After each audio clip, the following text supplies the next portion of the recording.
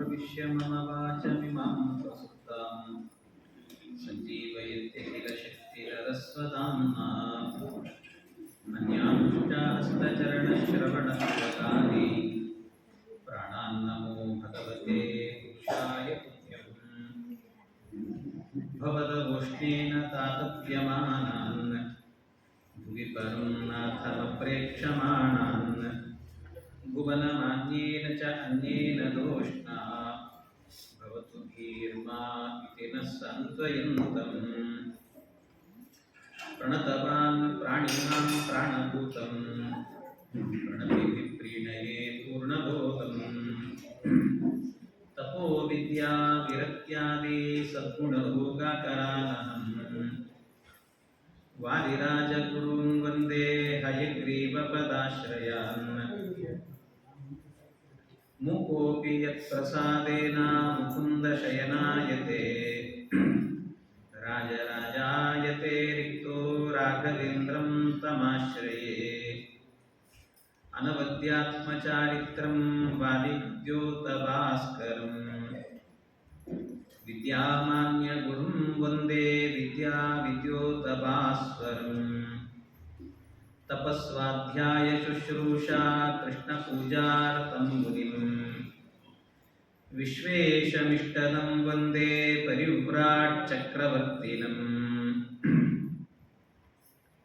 श्रीमल्लक्ष्मीनृसिंहस्य श्रियं दिशतु मे नखः स्वभक्ताभीष्टदानाय समुपात्तदशाकृतेः वस्तुस्तुतं सुरस्तोमैः अस्तु शस्तं मया स्तुतं मस्तु हस्तं प्रस्तुताय श्रुतिमस्तकविस्तृतं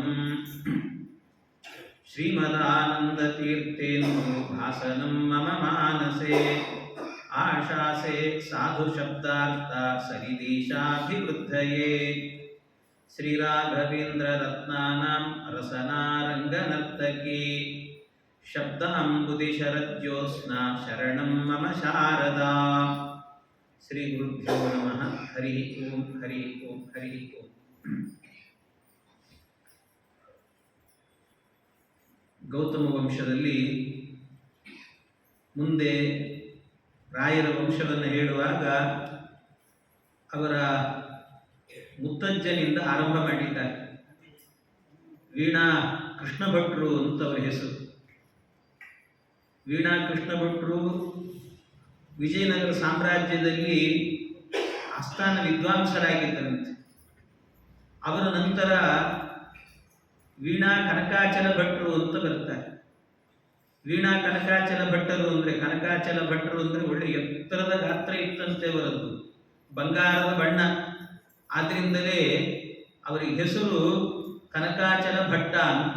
ಕನಕಾಚಲ ಭಟ್ಟ ಅಂದರೆ ಅದು ಏನಂತಾರಲ್ಲ, ಕನಕ ಅಂದರೆ ಬಂಗಾರ ಅಂತ, ಕನಕಾಚಲ ಭಟ್ಟ ಬಂಗಾರದ ಬೆಟ್ಟ ಅಂತ ಹಾಗಿದ್ದರು ಅಂತ ಹೇಳುತ್ತಾರೆ. ಅಷ್ಟು ಅದ್ಭುತವಾದ ವ್ಯಕ್ತಿತ್ವ ಅವರದ್ದು. ಆಮೇಲೆ ಅವರ ಮಕ್ಕಳಾಗಿ ಅವತಾರ ಮಾಡಿದವರು ವೀಣಾ ತಿಮ್ಮಣ್ಣ ಭಟ್ರು ಅಂತ. ವೀಣಾ ತಿಮ್ಮಣ್ಣ ಭಟ್ರು ಏನಿದ್ದಾರೆ, ಆ ವೀಣಾ ತಿಮ್ಮಣ್ಣ ಭಟ್ರಿಗೆ ವಿವಾಹ ಆಗಿತ್ತು. ಗೋಪಿಕಾಂಬ ಅಂತ ಹೆಸರು ಅವರಿಗೆ. ಆ ಗೋಪಿಕಾಂಬ ಅನ್ನುವ ಹೆಸರು ಆಗ ಅವರಿಗೆ, ಗೋಪಿಕಾಂಬೆಯರಿಗೆ ಮೊದಲು ಒಂದು ಗಂಡು ಕೂಸು ಹುಟ್ಟಿತ್ತಂತೆ. ಗಂಡು ಕೂಸು ಹುಟ್ಟಿತ್ತು.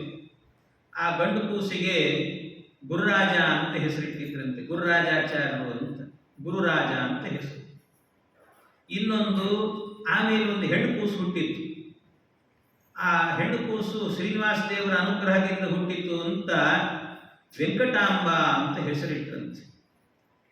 ಆಮೇಲೆ ಒಂದು ಗಂಡು ಒಂದು ಹೆಣ್ಣು ಹುಟ್ಟಿದ ಮೇಲೂ ಕೂಡ ಅವರಿಗೆ ಇನ್ನೂ ಒಂದು ಒಳ್ಳೆ ಸತ್ಪುತ್ರ ಬೇಕು ಅಂತ ಬಹಳ ಅಪೇಕ್ಷೆ ಇತ್ತಂತೆ. ಎಷ್ಟರ ಮಟ್ಟಿಗೆ ಅಂದರೆ ಕೆಲವೊಂದು ಕುಲ ಉದ್ಧಾರ ಆಗೋದು ಅಂತ ಹೇಳ್ತಾರಲ್ಲ, ಅಂಥ ಒಂದು ಸಂತಾನ ಬೇಕು ಅಂತ ಬಹಳ ಅಪೇಕ್ಷೆ ಇತ್ತಂತೆ.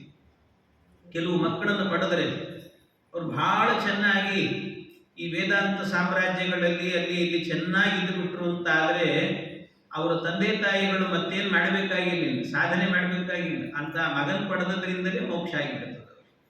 ಆ ರೀತಿ ಅಂಥ ಒಬ್ಬ ಮಗ ಬೇಕು ಅಂತ. ಯಾಕೆಂದ್ರೆ ಇದೇ ಪ್ರಸಂಗವನ್ನ ಭಾಗವತದಲ್ಲೂ ಹೇಳಿದ್ದಾರೆ. ಭಾಗವತದಲ್ಲಿ ಪ್ರಹ್ಲಾದರಾಜರಿಗೆ ನರಸಿಂಹದೇವರು ಕೇಳಿದರು, ಏನ್ ಬೇಕು ನಿನಗೆ ಅಂತ. ಆಗ ಪ್ರಹ್ಲಾದರಾಜರು ಹೇಳಿದ ಮಾತು, ನಮ್ಮ ಅಪ್ಪನಿಗೆ ಸದ್ಗತಿ ಕೊಡು ಅಂತ ಕೇಳಿದರು. ನರಸಿಂಹದೇವರು ಹೇಳ್ತಾರೆ, ಕೊಡಲ್ಲ ಅಂದರು. ಯಾಕೋ ದೇವ್ರೆ ಅಂತಂದ್ರೆ, ಆಗ ಅವ್ರು ಹೇಳಿದರು, ನಾನು ವರ ಕೊಟ್ಟು ಅವನಿಗೆ ಸದ್ಗತಿ ಆಗೋದಲ್ಲ, ನಿನ್ನಂತ ಮಗ ಹುಟ್ಟಿದ್ರಿಂದಲೇ ಸದ್ಗತಿ ಆಗೋಗಿದೆ ಅಂತ. ಅದರಿಂದಾಗಿ ಒಳ್ಳೆ ಮಕ್ಕಳು, ಅಂಥ ಒಬ್ಬ ಮಗ ಬೇಕು ಅಂತ ಬಹಳ ಅಪೇಕ್ಷೆಯಿಂದಾಗಿ ವಿಶೇಷವಾಗಿ ಶ್ರೀನಿವಾಸ ದೇವರು ಸೇವೆ ಮಾಡಿದರಂತೆ. ಶ್ರೀನಿವಾಸ ದೇವರ ಸೇವೆಯನ್ನ ವೆಂಕಟಾಚಲಕ್ಕೆ ಹೋಗಿ ಶ್ರೀನಿವಾಸ ದೇವರ ಸೇವೆಯನ್ನು ಮಾಡಿ ಎಲ್ಲ ಆದ ಮೇಲೆ ಕೆಲವೇ ದಿವಸಕ್ಕೇನೆ ಈ ಗೋಪಿಕಾಂಬೆಯರು ಗರ್ಭಧಾರಣೆ ಮಾಡಿದರು ಅಂತ ಹೇಳಿದರು. ಗರ್ಭಧಾರಣೆ ಮಾಡಿದರು. ಗರ್ಭಧಾರಣೆ ಮಾಡಿದಾಗ ಹೇಗೆ ಆ ಗರ್ಭ ಹೇಗೆ ಬೆಳೀತಾ ಇತ್ತು. ಮಹಿದಾಸ ನಿವೇತ ರಾಮಹಾಂತಂ ಹರಿದಿಂದುಂ ಜಯತೈವ ಪೌರುಹೂತಿ ಪುರುಷೇವದಿ ಮುರ್ವರೇವ ತಸ್ಮಾತ್ ಉದರೇ ದತ್ತ ಕುಮಾರ ಉತ್ಪಲಾಕ್ಷಿ. ಹೇಗೆ ಬೆಳೀತಾ ಇತ್ತು ಆ ಗರ್ಭ ಅಂದ್ರೆ, ಮಹಿದಾಸಂ ಇವ ಇತರಾ ಮಹಾಂತಂ ಅಂತ. ಇತರಾದೇವಿ ಅಂತ ಒಬ್ಬಳು, ಆ ಇತರಾದೇವಿಗೆ ಅವತಾರ ಮಾಡಿದ ಭಗವಂತನ ರೂಪ ಯಾವುದು ಅಂದ್ರೆ ಮಹಿದಾಸ. ಆ ಮಹಿದಾಸ ಅವಳ ಗರ್ಭದಲ್ಲಿ ಬೆಳೆಯುವಾಗ ಹೇಗೆ ಬೆಳೆದ ಪರಮಾತ್ಮ, ಆ ರೀತಿಯಲ್ಲಿ ಅಷ್ಟೇ ಅಲ್ಲ, ಹರಿದಿಂದುಂಚ ಯತೈವ ಪೌರುಹೂತಿ. ಅಷ್ಟೇ ಅಲ್ಲ, ಈ ಪೂರ್ವ ದಿಕ್ಕಿನಲ್ಲಿ ಹುಣ್ಣಿಮೆ ಚಂದ್ರ ಉದಯಿಸುವಾಗ ಹಾಗೆ ದಿನೇ ದಿನೇ ದಿನೇ ದಿನೇ ಬೆಳೀತಾ ಬಂದು ಹುಣ್ಣಿಮೆ ದಿವಸಕ್ಕೆ ಭಾರಿ ಚೆನ್ನಾಗಿ ಕಂಗೊಳಿಸ್ತಿರ್ತಾನಲ್ಲ, ಆ ರೀತಿ ಗರ್ಭಧಾರಣೆ ಮಾಡಿದ್ರಿ ಗುರು ಅಂತ ಹೇಳ್ತಾರೆ. ಇಂಥ ಅದ್ಭುತವಾದಂಥ ಗರ್ಭಧಾರಣೆಯನ್ನು ಮಾಡಿದ ನಂತರ ಆ ಗೋಪಿಕಾಂಬೆಯರಿಗೆ ಮುಂದೇನಾಯಿತು ಅಂದ್ರೆ, ಅವರ ಗರ್ಭದಲ್ಲಿ ಅನೇಕ ವರ್ಣನೆಗಳನ್ನು ಮಾಡಿದ್ದಾರೆ. ಅದರಲ್ಲಿ ಇವರಿಗೆ ಗರ್ಭಿಣಿ ಬಯಕೆ ಅಂತ ಬಂತು. ಸಾಮಾನ್ಯವಾಗಿ ಗರ್ಭಿಣಿ ಬಯಕೆ ಅಂದ್ರೆ ಚೊಚ್ಚಲು ಕೂಸಿಗೆನೆ ಅದು ಗರ್ಭಿಣಿ ಬಯಕೆ ಬರ್ತದೆ ಅಂತ ಹೇಳುತ್ತಾರೆ. ಬೇರೆ ಗರ್ಭವನ್ನು ಧಾರಣೆ ಮಾಡಿದಾಗ ಬರಬಾರದು ಅಂತೇನಿಲ್ಲ, ಆಗ್ಲೂ ಬರ್ತದಂತೆ ಕೆಲವು. ಹಾಗೆ ಇವರಿಗೆ ಗರ್ಭಿಣಿ ಬಯಕೆ ಬರ್ತಾ ಇತ್ತಂತೆ. ಏನಿವರ ಗರ್ಭಿಣಿ ಬಯಕೆ ಏನಿದ್ರು ಇವರದ್ದು ಅಂದ್ರೆ, ಉದರಸ್ಥ ಶಿಶೋರು ದೇಶ್ಯ ತಸ್ಯಾತ್ ವಸತೆ ಲೋಹಿತ ಮೃತ್ತಿಕಾನುರಾಗ. ಪ್ರತಿನಿತ್ಯ ಇವರಿಗೆ ಒಂದು ಗರ್ಭಿಣಿ ಬಯಕೆ ಅಂತೆ ಗೋಪಿಕಾಂಬೆಯಲ್ಲಿ.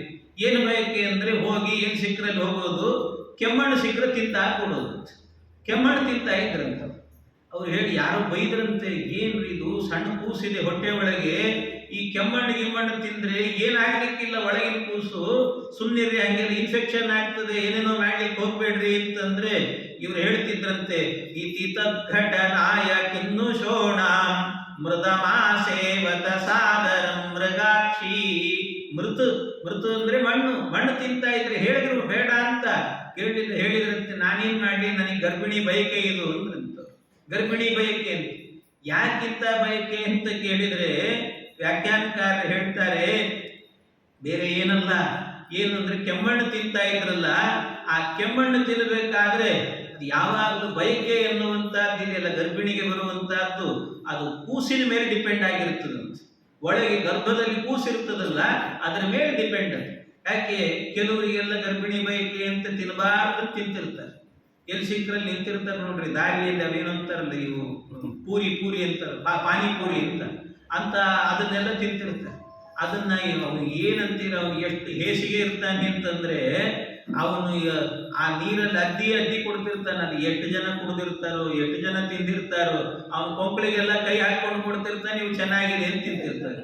ಹಾಗಿರ್ತದೆ ಆ ಸ್ಥಿತಿ. ಆದರೆ ಅಂಥ ಬಯಕೆ ಇರಬಾರ್ದಂತೆ. ಕೆಲವರಿಗೆ ಅಂಥ ಬಯಕೆನೂ ಬರ್ತದೆ, ಮತ್ತೆ ಗರ್ಭಿಣಿಯಲ್ಲಿ ಏನ್ ಮಾಡ್ಲಿಕ್ಕಾಗಲ್ಲ.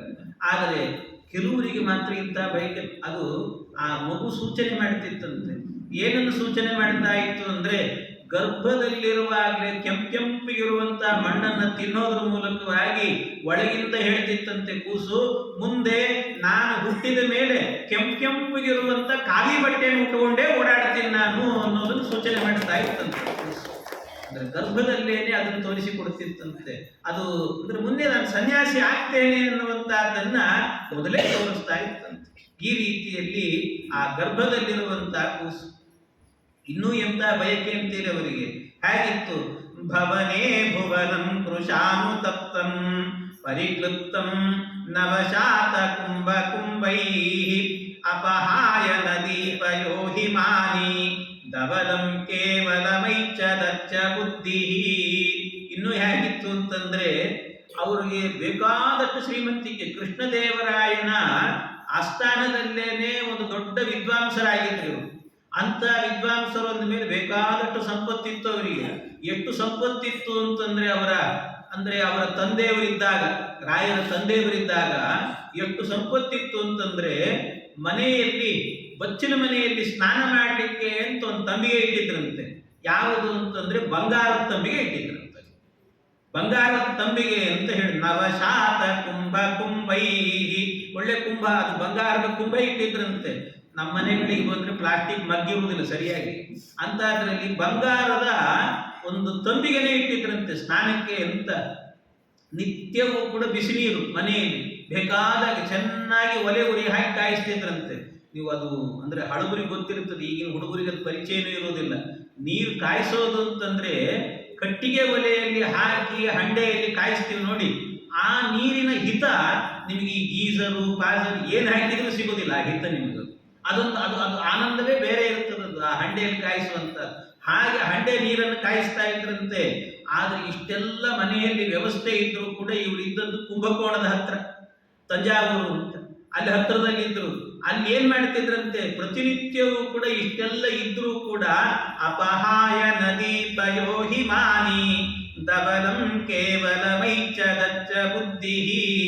ಅವರು ಪ್ರತಿನಿತ್ಯವೂ ಕೂಡ ಮನೆಯಲ್ಲಿ ಬಂಗಾರದ ತಂಬಿಗೆ ನೀರು, ಅಲ್ಲಿ ಬಿಸಿನೀರು ಎಲ್ಲ ಇದ್ರೂ ಕೂಡ ಇದನ್ನೆಲ್ಲ ಬಿಟ್ಟೇನ್ ಮಾಡ್ತಿದ್ರಂತೆ, ಕಾವೇರಿ ನದಿಗೆ ಹೋಗಿ ಬೆಳಿಗ್ಗೆ ಬೆಳಿಗ್ಗೆ, ಅದು ಏನು ಈ ಅರುಣೋದಯ ಕಾಲ ಅಂತಾರಲ್ಲ, ಆ ಅರುಣೋದಯ ಕಾಲಕ್ಕೆ ಹೋಗಿ ಮುಳುಗಿ ಸ್ನಾನ ಮಾಡಿ ಬರ್ತಿದ್ರು.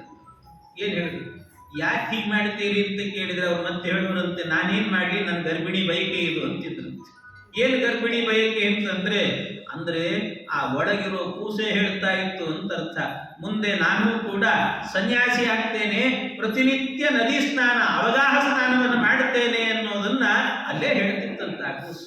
ಆ ರೀತಿಯಲ್ಲಿ ಇತ್ತು ಅಂತ ಹೇಳ್ತಾರೆ. ಈ ರೀತಿ ಗರ್ಭದಲ್ಲಿ ಬೆಳೀತಾ ಇತ್ತಂತೆ. ಇನ್ನು ಇದು ಒಂದಾಯ್ತಲ್ಲ, ತಿನ್ಲಿಕ್ಕೂ ಕೆಲವು ಆಸೆಗಳಿರ್ತದೆ, ತಿನ್ನೋದು ಕೂಡ. ಇವ್ರು ಹೇಗೆ ಏನ್ ತಿಂತಿದ್ರು? ಒಂದು ಕೆಮ್ಮಣ್ಣು, ಅದು ಬಿಟ್ರೆ ಊಟ ಗೀಟ ಅಂತ ಮಾಡ್ತಿದ್ರು ಪಾಪ. ಏನ್ ಮಾಡ್ತಿದ್ರು ಅಂತಂದ್ರೆ ರಸನಾನಯನ ಅಂತರಂಗರಮ್ಯಂ ಭವನೇ ಭೋಜನ ಸಾಧನಂ ವಿಸೃಜ್ಯ ಪರಕೀಯ ಗೃಹಾದುಪಾಹೃತಂ ತತ್ ರುಚಿರಂ ವಾ ಅರುಚಿವಾಪ್ಯ ಭುಂಕ್ತ ಸೈಷಾ. ಎಂತ ಮಾತು! ರಸನಾನಯನ ಅಂತರಂಗರಮ್ಯಂ. ಯಾವಾಗಲೂ ಊಟ ಮಾಡಬೇಕಾದ್ರೆ ಪದಾರ್ಥ ಹೇಗಿರಬೇಕು ಅಂತ ವರ್ಣನೆ ಮಾಡುತ್ತಾರೆ. ಪದಾರ್ಥ ಹೇಗಿರಬೇಕು ಅಂದ್ರೆ ರಸನಾನಯನ ಅಂತರಂಗರಮ್ಯಂ. ರಸನಾರಮ್ಯಂ, ನಯನರಮ್ಯಂ, ಅಂತರಂಗರಮ್ಯಂ ಅಂತ ಅಂದ್ರೆ ಅರ್ಥ ಏನು? ರಸನಾರಮ್ಯ ಅಂತಂದ್ರೆ ಒಂದು ಪದಾರ್ಥವನ್ನೇನಾದ್ರೂ ಮಾಡಿದ್ದು, ಅಡಿಗೆಯವರೇನು ಮಾಡಿರ್ತಾರೆ ಪದಾರ್ಥ, ಆ ಪದಾರ್ಥವನ್ನು ಸುಮ್ಮನೆ ಬಾಯಲ್ಲಿ ಇಟ್ಕೊಂಡ್ರೆ ಸಾಕು, ಎಷ್ಟು ರುಚಿಯಾಗಿದೆಯಲ್ಲಪ್ಪ ಇದು ಅಂತ ನಾಲಿಗೆಗೆ ಆ ಸವಿಯ ಅನುಭವ ಆಗಬೇಕಂತದ್ದು. ಆ ರೀತಿ ರುಚಿ ಇರಬೇಕಂತೆ. ಕೆಲವರು ಮಾಡಿರ್ತಾರೆ ಏನಂತಾರಲ್ಲ, ಅವು ಅತೀ ಖಾರ ಹಾಕಿಬಿಡೋದು, ಕೆಲವಕ್ಕೆ ಎಲ್ಲ ಹದವಾಗಿರಬೇಕು. ಹುಳಿ ಎಷ್ಟು ಬೇಕು ಅಷ್ಟೇ ಹದವಾಗಿರಬೇಕು, ಉಪ್ಪು ಎಷ್ಟು ಬೇಕು ಅಷ್ಟೇ ಇರಬೇಕು, ಖಾರ ಎಷ್ಟು ಬೇಕು ಅಷ್ಟೇ ಇರಬೇಕು. ಕೆಲವರು ಅತೀ ಖಾರ ತಿನ್ನಬೇಕು ಅಂತ ಆಸೆ, ಅದರಲ್ಲೂ ಮೊದಲು ಶಾಖಾವ್ರತ ಮಾಡಿಬಿಟ್ರು ಅಂದ್ರೆ ಖಾರ ಯಾವಾಗ ತಿಂದೇನೋ ಅನಿಸ್ಬಿಡ್ತದೆ. ಅಂತ ಕಾಲದಲ್ಲಿ ಏನಾದ್ರೂ ಒಳ್ಳೆ ಖಾರ ಬೇಕು ಅಂತ ಹಸಿ ಖಾರ ಹಾಕಿ ಚಟ್ನಿ ರುಬ್ಬಿ ತಿಂದುಬಿಟ್ರು ಅಂತ ಇಟ್ಟುಕೊಳ್ರಿ, ನಾಳೆಯಿಂದ ತಿನ್ಲಿಕ್ಕಾಗಿರ್ಬಾರ್ದು, ಹಂಗಾಗಿ ಬಿಡ್ತದೆ. ನಾಳೆಗೆಲ್ಲ ಬಾಯೆಲ್ಲ ಒಡೆದೋಗಿ ಬಿಡ್ತದೆ. ಆಮೇಲೆ ಏನ್ ತಿಂದ್ರು ರುಚಿ ಗೊತ್ತಾಗ ಆ ಸ್ಥಿತಿ ಬರ್ತದೆ. ಹಂಗಾಗಬಾರ್ದು. ಅದಕ್ಕೆ ರಸನಾರಮ್ಯ. ರಸನಾರಮ್ಯ ಅಂತಂದ್ರೆ ಆ ಏನು ಪದಾರ್ಥವನ್ನು ತಿಂತೇವಲ್ಲ, ತಿಂದದ್ದು ರುಚಿ ಅಂತ ಅನಿಸ್ಬೇಕು, ಬಹಳ ರುಚಿ ಇದೆ ಅಂತ ಅನಿಸ್ಬೇಕು. ಅಷ್ಟೇ ಅಲ್ಲ, ನಯನರಮ್ಯಂ ಅಂತ. ರಸನಾನಯನ ಅಂತ, ನಯನ ಅಂತ. ನಯನ ಅಂದ್ರೆ ಕಣ್ಣು ಅಂತ ಅರ್ಥ. ಕಣ್ಣಿಗೆ ರಮ್ಯವಾಗಿರಬೇಕು ಅಂತ ಹೇಳುತ್ತಾರೆ. ಕೆಲವು ಪದಾರ್ಥಗಳು ಹೇಗಿರುತ್ತದೆ ಅಂದ್ರೆ ಈ ರಾವ್ ಹೊಳಿತಿರ್ತದೆ, ಕೆಲವು ಹಾಗಿರಬಾರ್ದು. ಅತೀ ಕೆಂಪಿಗಿರೋದು, ಅತೀ ಕರ್ರಿಗಿರೋದು, ಕೆಲವು ವಡೆ ಗಿಡೆ ಅಂತ ಕರೆದ್ಬಿಡ್ತಾರೆ. ಅದು ಏನೋ ಆ ಕಡೆ ಈ ಕಡೆ ಓಡಾಡ್ತಿರ್ತಾರೆ, ಅದೆಲ್ಲ ಹೊತ್ತೋಗಿಬಿಟ್ಟಿರ್ತದೆ. ಅಂತದನ್ನೆಲ್ಲ ತಂದು ಹಾಕಿದ್ರೆ ಅದು ಮುಟ್ಲಿಕ್ಕೆ ಮನಸ್ಸಾಗ್ತದೆ, ಕರ್ರಿಗಿರ್ತದೆ. ಅದರಿಂದಾಗಿ ನೋಡ್ಲಿಕ್ಕೂ ಅಷ್ಟೇ ಚೆನ್ನಾಗಿರ್ಬೇಕಂತೆ. ನೋಡ್ಲಿಕ್ಕೂ ಚೆನ್ನಾಗಿರ್ಬೇಕು. ಆಮೇಲೆ ಅದು ನೋಡಿದ್ರೇನೆ ಅನಿಸ್ಬೇಕು ಒಂದ್ಸರ್ತಿ ಈ ವಡೆ ಮಾಡಿದ್ದಾರೆ, ಎಣ್ಣೆ ಜಾಸ್ತಿ ಹೀರ್ಕೊಂಡಿಲ್ಲ, ತಿನ್ಬೋದು ಇದು ಅಂತ ಅನಿಸ್ಬೇಕು.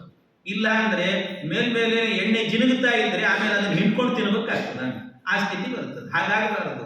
ಅದಕ್ಕೆ ನಯನ ರಮ್ಯಂ ಅಂತ ಹೇಳ್ತಾರೆ. ಕಣ್ಣಿಗೂ ಕೂಡ ಪದಾರ್ಥ ಎನ್ನುವುದು ನೋಡ್ಲಿಕ್ಕೂ ಚೆನ್ನಾಗಿರ್ಬೇಕಂತೆ. ನಾಲಿಗೆಗೆ ಚೆನ್ನಾಗಿರಬೇಕು, ಕಣ್ಣಿಂದ ನೋಡ್ಲಿಕ್ಕೂ ಚೆನ್ನಾಗಿರ್ಬೇಕು. ಅಷ್ಟೇ ಅಲ್ಲ, ಅದರ ಜೊತೆಗೆ ಇನ್ನೊಂದೇನು ಅಂದ್ರೆ ಅಂತರಂಗರಮ್ಯಂ ಅಂತ.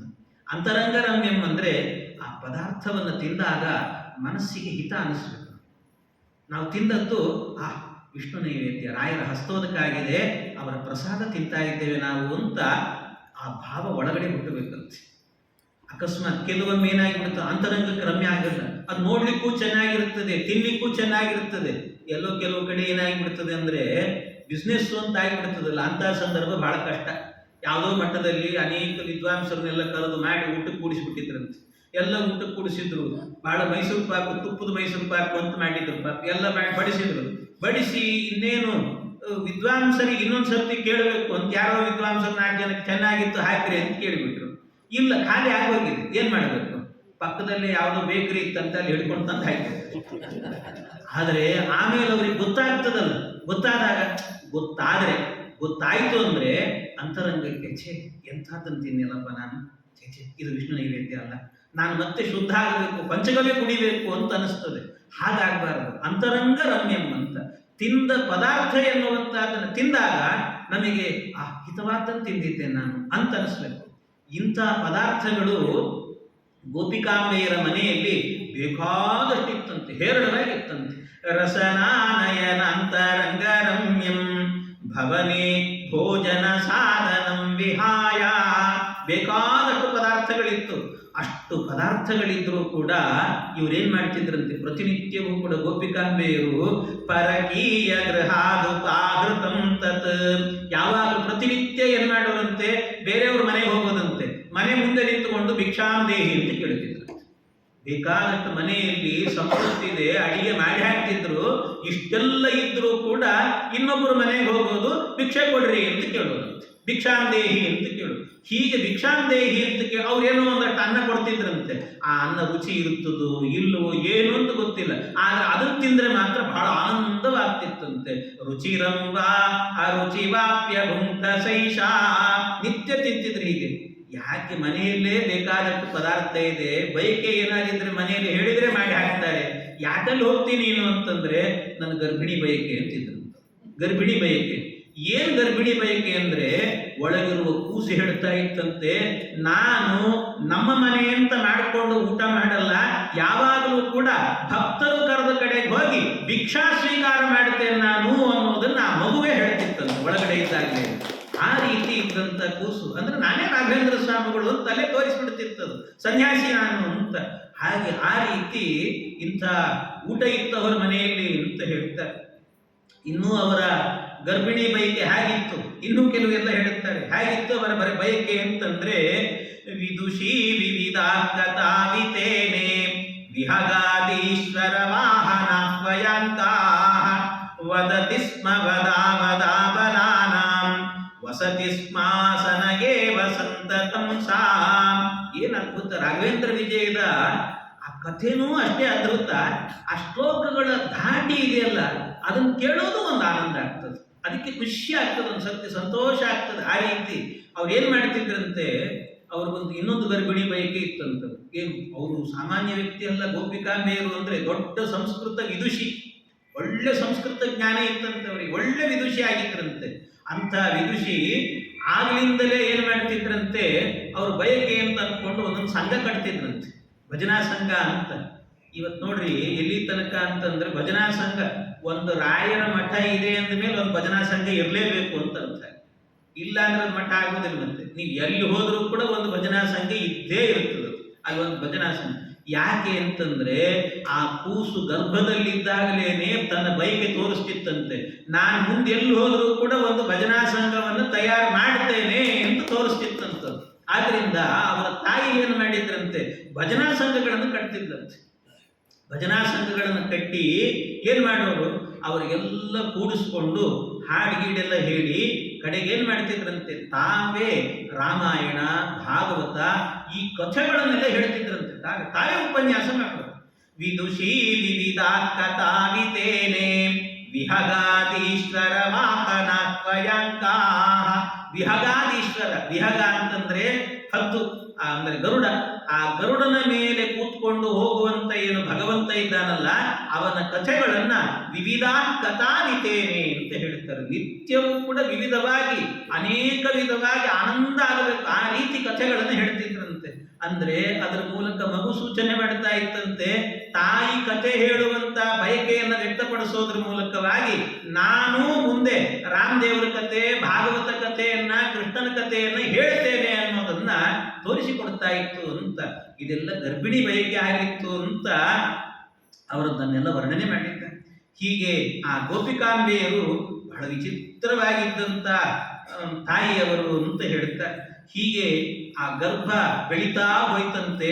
ಗರ್ಭ ಬೆಳೀತಾ ಬೆಳೀತಾ ಹೋದಂತೇನೆ ಕೆಲವು ದಿವಸ ಆದ ಕೂಡಲೇ ಒಳ್ಳೆ ದಿನದಲ್ಲಿ ಇವರ ಪ್ರಸವ ಆಗಬೇಕು ಅಂತ ಹೇಳಿಕೊಂಡು ಒಳ್ಳೆ ಗ್ರಹ ನಕ್ಷತ್ರ ಎಲ್ಲ ಅವತ್ತಿನ ದಿವಸ ಕೂಡಿ ಬಂದಿತ್ತಂತೆ. ಅಂತ ದಿವಸ ಅವತಾರವನ್ನು ಮಾಡ್ತಾ ಇದ್ದಾರೆ. ಅಸವಿಷ್ಟ ಸುತಂ ದ್ವಿಜೇಂದ್ರ ಪತ್ನಿ ಶುಭಲಗ್ನೆ ಪರಿಪೂರ್ಣ ದೃಷ್ಟಿಬಾಜಿ. ಶುಭಲಗ್ನದಲ್ಲಿ ಇವರ ಅವತಾರ ಎನ್ನುವಂತಹದ್ದು ಆಗ್ತಾ ಇದೆ ಅಂತೆ. ಗೋಪಿಕಾಂಬೆಯರು ಆವತ್ತಿನ ದಿವಸ ಒಳ್ಳೆ ಶುಭವಾದಂತ ಲಗ್ನ, ಬ್ರಾಹ್ಮಣರೆಲ್ಲರೂ ಕೂಡ ವೇದ ಮಂತ್ರಗಳನ್ನು ಹೇಳಿದ್ರಂತೆ. ಅಂತ ಕಾಲದಲ್ಲಿ ಮಗು ಅವತಾರವನ್ನ ಮಾಡ್ತಾ ಇದೆ ಅಂತೆ. ಅಖಿಲ ದ್ವಿಜ ರಾಜ ವಂದನೀಯಂ ದ್ವಿಜರಾಜಂ ದಿಗಿವಾಮರಾಧಿಪಸ್ಯ. ಒಳ್ಳೆ ದಿನದಲ್ಲಿ ಬ್ರಾಹ್ಮಣರ ಆಶೀರ್ವಾದಗಳನ್ನೆಲ್ಲ ಪಡ್ಕೊಂಡು ಈ ಕೂಸು ಎನ್ನುವಂತಹದ್ದು ಹುಟ್ಟಿತ್ತು ಅಂತ ಹೇಳ್ತಾರೆ. ಇಂಥ ಕೂಸು ಹುಟ್ಟಿತು. ಸಹಿತಾತ್ಮಜ ಜನ್ಮ ವಾಕ್ಸುದಾಬ್ದೇ ಸರಿತೋಸೌ ಸಲಿಲೇ ಮಮಜ್ಜ ವಿಪ್ರಹ ದ್ವಿಜವಂದ್ಯ ಮಹೋದಯೇ ಪಿತೃಣಾಂ ಋಣಪಂಕಾಂಬು ನಿದೇಸ್ತದೊನ್ನಮಜ್ಜ. ಏನಾಯ್ತಂತೆ, ತಿಮ್ಮಣ್ಣ ಭಟ್ರು ಇದ್ರಲ್ವಾ, ಆ ತಿಮ್ಮಣ್ಣ ಭಟ್ರು ಇದೊಂದು ಕೂಸು ಹುಟ್ಟಿತ್ತು, ಗಂಡು ಕೂಸು ಹುಟ್ಟಿತ್ತು ಅಂದ ಕೂಡ್ಲೇನೆ ಓಡಿ ಹೋಗಿ ಒಂದ್ಸರ್ತಿ ಮೇಲಿಂದ ನದಿಗೆ ಹಾರಿದ್ರಂತೆ. ಒಂದ್ಸರ್ತಿ ಮೇಲಿಂದ ನದಿಗೆ ಹಾರಿದ್ರಂತೆ.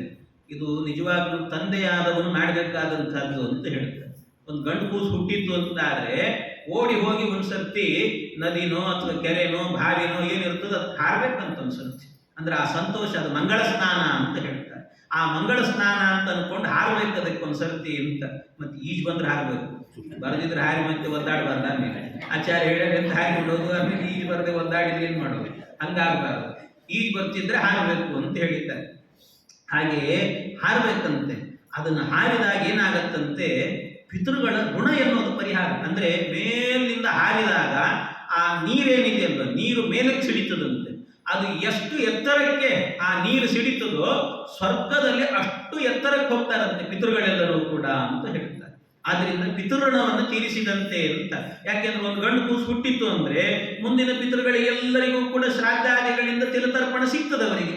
ಹಾಗಾಗಿ ಅಂತ ಒಂದು ಕೂಸು ಹುಟ್ಟಿತ್ತು ಅಂದ ಕೂಡಲೇ ಅವರೆಲ್ಲ ಆನಂದ ಆಗಿಬಿಡ್ತಾರಂತೆ. ಅವರಿಗೆಲ್ಲ ಎಷ್ಟು ಖುಷಿ ಆಗ್ತದೆ ಅಂತಂದ್ರೆ ಆ ಮಹಾತ್ಮರು ಅವರೆಲ್ಲ ಆಸ್ಫೋಟಯಂತಿ ಪಿತರಃ ಪ್ರನೃತ್ಯಂತಿ ಪಿತಾಮಹ ವೈಷ್ಣವೋಸ್ಮತ್ ಕುಲೇ ಜಾತಃ ಸನ ಸಂತಾರಯಿಷ್ಯತಿ ಅಂತ. ಮೇಲೆ ಪಿತೃದೇವತೆಗಳಿರ್ತಾರಂತೆ, ನಮ್ಮ ನಗಲಿದ ಪಿತೃಗಳೆಲ್ಲ. ಆ ಪಿತೃಗಳೆಲ್ಲ ಏನ್ ಮಾಡ್ತಾರಂತೆ, ನಮ್ಮ ಕುಟುಂಬದಲ್ಲಿ ಒಂದು ಗಂಡು ಕೂಸು ಹುಟ್ಟಿತ್ತು ಅಂದ ಕೂಡಲೇ ಶ್ರಾದ್ದ ಮಾಡುವ ಒಬ್ಬ ಕರ್ತೃ ಹುಟ್ಟಿದ ಅಂದ ಕೂಡಲೇ ಎಷ್ಟು ಸಂತೋಷ ಪಡ್ತಾರ ಅವರು ಅಂತಂದ್ರೆ ಮೇಲಿದ್ದವರೆಲ್ಲರೂ ಕೂಡ ತೊಡೆ ತಟ್ಟಿಕೊಂಡು ಕಬಡ್ಡಿ ಆಡೋಣ ಬನ್ನಿ ಅಂತ ಹೇಳ್ತಾರಂತ. ಒಂದ್ಸರ್ತಿ ಪಿತೃಗಳೆಲ್ಲರೂ ಕೂಡ ಬನ್ನಿ ಕಬಡ್ಡಿ ಆಡೋಣ ಅಂತ ಹೇಳಿ. ಆಸ್ಫೋಟಯಂತಿ ಪಿತರಃ ಅಷ್ಟೇ ಅಲ್ಲ, ಸಾಕಾಗಲ್ಲ ಅವರಿಗೆ. ಪ್ರನೃತ್ಯಂತಿ ಪಿತಾಮಹ ಭರತನಾಟ್ಯ ಮಾಡ್ತಾರಂತ ಅವರೆಲ್ಲರೂ ಕೂಡ. ಸಂತೋಷ ಅವರಿಗೆ. ಯಾಕೆ ಅಂದ್ರೆ ವೈಷ್ಣವೋಸ್ಮತ್ ಕುಲೇ ಜಾತಃ, ನಮ್ಮ ಕುಲದಲ್ಲಿ ಒಬ್ಬ ವೈಷ್ಣವ ಹುಟ್ಟಿದ್ದಾನೆ, ಕೃಷ್ಣನ ಭಕ್ತ ಹುಟ್ಟಿದ್ದಾನೆ. ಸಂತಾರಯಿಷ್ಯತಿ, ನಮ್ಮನ್ನ ಈ ನರಕಗಳಿಂದ ಪಾರು ಮಾಡಿಬಿಡ್ತಾನವನು ಅಂತ ಅಷ್ಟು ಸಂತೋಷವನ್ನು ಪಡ್ತಾರಂತ ಅವರೆಲ್ಲರೂ ಕೂಡ. ಇದನ್ನೆಲ್ಲ ಮಧ್ವಾಚಾರ್ಯರು ಕೃಷ್ಣಾಮೃತ ಮಹಾರಣವದಲ್ಲಿ ಹೇಳಿದ್ದಾರೆ ಇಂಥದ್ದೆಲ್ಲ ವಿಷಯಗಳು. ಹಾಗಾಗಿ ಇಂಥ ಮಗು ಹುಟ್ಟಿದ ಕೂಡಲೇ ಪರಮಾನಂದವಾಯಿತು ಅವರಿಗೆ. ಪರಮಾನಂದವಾಗಿ ಹಾರಿದ್ರಂತೊಂದು ಸರ್ತಿ ಹಾರಿ ಆಯಿತು. ಆಮೇಲೆ ಮುಂದೆ ಆಗಬೇಕಾದ್ರೆ ಆ ಮಗುವನ್ನ ಕರ್ಕೊಂಡು ಬಂದ್ರಂತೆ. ಕರ್ಕೊಂಡು ಬಂದು ಉದಯಾಸ್ತ ತಟೀರ ಹೇಮ ಪೃಥ್ವಿ ಧರ ಪರ್ಯಂತ ದರಾಚರೈರ್ಜನೌಗೈ. ಅಭಿಮನ್ಯ ಇತೀವ ಬಾಲಕಸ್ಯ ವ್ಯತನೋತ್ ವೆಂಕಟನಾಥ ನಾಮ ತಾತಃ. 11ನೇ ದಿವಸಕ್ಕೆ ಸರಿಯಾಗಿ ನಾಮಕರಣವನ್ನು ಮಾಡಿದರು. ಅದು ಕ್ರಮ. ಏಕಾದಶಿಯ ಹನಿಪಿತ ನಾಮಕುರ್ಯಾತ್ ಅಂತ ಹೇಳ್ತಾರೆ. ಮಗು ಹುಟ್ಟಿದ 11ನೇ ದಿವಸಕ್ಕೆ ನಾಮಕರಣವನ್ನು ಮಾಡಬೇಕು ಅಂತ ಕ್ರಮ ಇರೋದು. ಹಿಂದೆಲ್ಲ ಏನು ಅಂತಂದ್ರೆ, ಹಿಂದೆ ಇದ್ದ ಕ್ರಮ ಎಲ್ಲವೂ ಕೂಡ ಸಾಮಾನ್ಯ ಹೆಣ್ಣು ಮಕ್ಕಳಿಗೆಲ್ಲ ನಾರ್ಮಲ್ ಡೆಲಿವರಿ ಅಂತಲೇ ಅರ್ಥ. ಈಗೆಲ್ಲ ಸಿಜೇರಿಯನ್ನು ಅದು ಇದು ಅಂತೆಲ್ಲ ಬಂದು ಏನಾಗಿದೆ ಅಂದ್ರೆ 11 ದಿವಸ ಆದರೂ ಕೂಡ ಅವರಿಗೆ ಕೆಳಗೆ ಕೂಡ್ಲಿಕ್ಕಾಗಲ್ಲ, ಏಳ್ಲಿಕ್ಕಾಗಲ್ಲ ಅಂತ ಸಮಸ್ಯೆಯಲ್ಲಿ ಇರ್ತಾರೆ. ಆದ್ರಿಂದಾಗಿ 11ನೇ ದಿವಸಕ್ಕೆಲ್ಲ ಬಿಟ್ಟು ಹೋಗಿದೆ. 48 ದಿವಸಕ್ಕೆ, ಕರೆಕ್ಟ್ 100ನೇ ದಿವಸಕ್ಕೆ, 3 ತಿಂಗಳಿಗೆ ಹೀಗೆಲ್ಲ ಮಾಡೋದು ಅಂತ ಕ್ರಮ. ಆದ್ರೆ ನಿಜವಾದ ಕ್ರಮ ಇರೋದು, ಶಾಸ್ತ್ರೀಯ ಕ್ರಮ ಇರುವಂತಹದ್ದೇನು ಅಂದ್ರೆ ಏಕಾದಶಿಯ ಅಹನಿಪಿತ ನಾಮಕುರ್ಯಾತ್ ಅಂತ 11ನೇ ದಿವಸಕ್ಕೆ ನಾಮಕರಣ. ಹಾಗೆ 11ನೇ ದಿವಸಕ್ಕೆ ಇದಕ್ಕೆ ನಾಮಕರಣವನ್ನು ಮಾಡಿದ್ರಂತೆ. ಈ ಕೂಸಿಗೆ ಏನು ಹೆಸರಿಟ್ರು? ವ್ಯತನೋತ್ ವೆಂಕಟನಾಥ ನಾಮ ತಾತಃ. ವೆಂಕಟನಾಥ ಅಂತ ಇವರಿಗೆ. ಯಾಕೆ ಅಂದ್ರೆ ಶ್ರೀನಿವಾಸ ದೇವರು ಸೇವೆ ಮಾಡಿದ್ರು. ಆ ಶ್ರೀನಿವಾಸ ದೇವರ ಅನುಗ್ರಹದಿಂದಲೇನೆ ಈ ಕೂಸು ಹುಟ್ಟಿದೆ. ಆದ್ರಿಂದ ಶ್ರೀನಿವಾಸ ದೇವರ ಅನುಗ್ರಹದಿಂದ ಹುಟ್ಟಿದ್ರಿಂದ ಈ ಕೂಸಿಗೆ ಅದೇ ಹೆಸರನ್ನು ಇಡಬೇಕು ಅಂತ ವೆಂಕಟನಾಥ ಅಂತ ಅವರಿಗೆ ಹೆಸರನ್ನಿಟ್ರಂತೆ. ಇಂಥ ಹೆಸರನ್ನಿಟ್ಟು ಆ ಮಗುವನ್ನ ಬೆಳೆಸ್ತಾ ಹೋಗ್ತಾರೆ. ಆ ಮಗುವನ್ನ ಬೆಳೆಸ್ತಾ ಇದ್ದಂತೇನೆ ಕೆಲವು ತಿಂಗಳುಗಳೆಲ್ಲ ಕಳೀತು. ಬಾಲಲೀಲೆಗಳನ್ನೆಲ್ಲ ಪುಟ್ಟದಾಗಿ ಹೇಳಿದ್ದಾರೆ. ಅಂತೂ ಆ ಮಗುವಿಗೆ 6 ತಿಂಗಳಾಯಿತಂತೆ. 6 ತಿಂಗಳಾದಾಗ ವೆಂಕಟನಾಥರಿಗೆ ಮೊದಲನೇ ಬಾರಿ ಏನ್ ಮಾಡಿದ್ರಂತೆ, 6ನೇ ತಿಂಗಳಲ್ಲಿ ಅದಕ್ಕೆ ಅನ್ನಪ್ರಾಶನ ಅಂತ ಮಾಡಿಸಿದ್ರಂತೆ. ನೋಡ್ರಿ, ಇನ್ಮೇಲೆ ಯಾವ ಜ್ಯೋತಿಷಿಗಳನ್ನು ಕೇಳಬೇಕಾಗಿಲ್ಲ ನೀವು. ಯಾವಾಗ ನಾಮಕರಣ ಮಾಡಬೇಕು, ಯಾವಾಗ ಅನ್ನಪ್ರಾಶನ ಮಾಡಬೇಕು, ಯಾವಾಗ ಅದಕ್ಕೆ ಚೌಲಕರ್ಮ ಮಾಡಬೇಕು, ಯಾವಾಗ ಉಪನಯನ ಮಾಡಬೇಕು, ಎಲ್ಲ ರಾಘವೇಂದ್ರ ಸ್ವಾಮಿಗಳಿಗೆ ಹೇಗೆ ಮಾಡಿದ್ದಾರೆ ಹಾಗೆ ಮಾಡ್ತಾ ಹೋದ್ರೆ ಮುಗೀತು. ಅಷ್ಟು ಅದ್ಭುತ. ಹಾಗೆ ಅದಕ್ಕೆ ಆ ಕೂಸಿಗೆ 6ನೇ ತಿಂಗಳಲ್ಲೇನೆ ಅದಕ್ಕೇನ್ ಮಾಡಿದ್ರಂತೆ, ಅನ್ನಪ್ರಾಶನವನ್ನು ಮಾಡಿಸಿದ್ರಂತೆ. ಮಹನೀಯ ಗುಣಸ್ಯ ಮಾಸಿ ಷಷ್ಠೇ ಸುತಮನ್ನಾಶನನಾಥ ಕರ್ಮವಂತಂ. ಅದಕ್ಕೆ ಅನ್ನಪ್ರಾಶನ ಅಂತಂದ್ರೆ ಏನು? ಅನ್ನಪ್ರಾಶನ ಮಾಡಿಸೋದು ಅಂತಂದ್ರೆ ಏನೋ ಅನ್ನ ತಿನಿಸಿಬಿಡೋದು ಅಥವಾ ಇನ್ನೇನು, ಇದಲ್ಲ. ಮತ್ತೇನು ಅಂದ್ರೆ ಅನ್ನಪ್ರಾಶನದ ದಿವಸ ಮಾಡಬೇಕಾದ ಕರ್ತವ್ಯ ಏನು? ಇವತ್ತೆಲ್ಲ ಏನ್ ಮಾಡಿದ್ದಾರೆ, ಎಲ್ಲೋ ಒಂದು ರಾಯರ ಮಠಕ್ಕೆ ಹೋಗ್ತಾರೆ, ರಾಯರ ನೈವೇದ್ಯ ಹಾಸ್ಕೋದಕ್ಕೆ ಇರುತ್ತದೆ, ತಿಂದು ಬಿಡ್ರಿ ಅಂತ ಮಾಡಿಬಿಡ್ತಾರೆ. ಅಲ್ಲೆಲ್ಲ ಕ್ರಮ ಇದೆ. ಏನಾಗಬೇಕು ಅವತ್ತಿನ ದಿವಸ ಅಂತಂದ್ರೆ ಒಂದು ಪುಣ್ಯಾಹವಾಚನ ಮಾಡಿ ಅನ್ನಪ್ರಾಶನಕ್ಕೆ ಕೆಲವು ಮಂತ್ರಗಳಿದ್ದಾರೆ. ಆ ಮಂತ್ರಗಳನ್ನೆಲ್ಲ ಹೇಳಬೇಕು. ಆವತ್ತಿನ ದಿವಸ ಮನೆಯಲ್ಲೆಲ್ಲ ಈ ದೊಡ್ಡ ದೇವರು ಅಂತ ಇಟ್ಟುಕೊಂಡಿರ್ತಾರೆ. ಕೆಲವರೆಲ್ಲ ಮನೆಗಳಲ್ಲಿ ದೊಡ್ಡ ದೇವರು ಅಂತಂದ್ರೆ ಅವ್ರನ್ನ ಏನಾದ್ರು ದೊಡ್ಡ ಕಾರ್ಯಕ್ರಮ ಇದ್ದಾಗ ಮಾತ್ರ ಹೊರಗೆ ತೆಗೆಯೋದು. ಅವ್ರನ್ನ ಇಲ್ದಿದ್ರೆ ಅಲ್ಲೇ ಕೂತ್ಬಿಟ್ಟಿರ್ತಾರೆ ದೇವ್ರು. ಹಂಗೇನ್ ಮಾಡ್ಬಾರ್ದು. ಮತ್ತೆ ಎಲ್ಲ ಯಾವ ಕಾಲದಲ್ಲಿ ಬೇಕಾದ್ರೆ ತೆಗಿಬಹುದು, ಸಂಭ್ರಮ ಪಡ್ತಿರ್ಬೋದು, ದಿನ ಪೂಜೆ ಮಾಡಿಕೊಂಡು. ಆದ್ರೂ ದೊಡ್ಡ ದೇವರು ಅಂತ ಇಟ್ಟಿರ್ತಿರಲ್ಲ, ಆ ದೊಡ್ಡ ದೇವರನ್ನ ಏನ್ ಮಾಡಬೇಕು, ಆವತ್ತಿನ ದಿವಸ ಆಚಾರ್ಯಗಳನ್ನ ನೀವು ಮಾಡ್ಲಿಕ್ಕೆ ಬರ್ತಿದ್ರೆ ನೀವೇ ಮಾಡ್ಬೋದು. ಇಲ್ಲ ಅಂತ ಆದ್ರೆ ಅದಕ್ಕೆಲ್ಲ ಆಚಾರ್ಯರನ್ನ ಕರೆಸಿ ಅದಕ್ಕೆಲ್ಲ ಅರ್ಚನೆ, ಪೂಜೆ, ಅಭಿಷೇಕ ಎಲ್ಲವನ್ನ ಮಾಡಿಸಿ ದೊಡ್ಡ ದೇವರಿಗೆ ಆವತ್ತಿನ ದಿವಸ ಮನೆಯಲ್ಲಿ ವಿಶೇಷವಾಗಿ ವೈಶ್ವದೇವವನ್ನು ಮಾಡಬೇಕು. ವೈಶ್ವದೇವವನ್ನು ಮಾಡಿ ಅಂದ್ರೆ ವಿಷ್ಣು ನಿವೇದನೆಯನ್ನು ಮಾಡಿ ಪರಮಾತ್ಮನಿಗೆ ಸಮರ್ಪಣೆಯನ್ನು ಮಾಡಿ ವೈಶ್ವದೇವಾದಿಗಳನ್ನೆಲ್ಲ ಮಾಡಿ ಆಮೇಲೆ ಬ್ರಾಹ್ಮಣರನ್ನ ಕರೆದು ಭೋಜನವನ್ನು ಮಾಡಿಸಿ ಅವರಿಂದ ಅನುಜ್ಞೆಯನ್ನ ಪಡೆದುಕೊಂಡು ಅವರನ್ನು ಕೇಳಬೇಕು. ಅನ್ನಪ್ರಾಶನ ಮಾಡುತ್ತೇನೆ ಅಂತ ಕೇಳಬೇಕಂತೆ. ಆ ಬ್ರಾಹ್ಮಣರು ತಥಾಸ್ತು ಅಂತ ಆಯ್ತು, ಒಳ್ಳೆ ಸುಮುಹೂರ್ತ ಬರಲಿ ಅಂತ ಹೇಳ್ತಾರೆ. ಅವಾಗ ಸುಮುಹೂರ್ತೆ ಸಾವಧಾನ ಅಂತ ಒಳ್ಳೆ ಮುಹೂರ್ತ ಬರಲಿ ಅಂತ ಹೇಳಿದಾಗ ನೀವು ತಿನ್ನಿಸುವ ಕಾಲದಲ್ಲಿ ಒಂದು ಒಳ್ಳೆ ಮುಹೂರ್ತ ಬರುತ್ತದೆ. ಬ್ರಾಹ್ಮಣರ ಬಾಯಲ್ಲಿ ಬಂದ್ರೆ ಸಾಕು, ಅದು ವಿಪ್ರವಾಕ್ಯೋ ಜನಾರ್ದನ ಅಂತ ಹೇಳ್ತಾರೆ. ಆ ರೀತಿಯಲ್ಲಿ ಒಂದು ಬರ್ತದಂತೆ ಮುಹೂರ್ತ.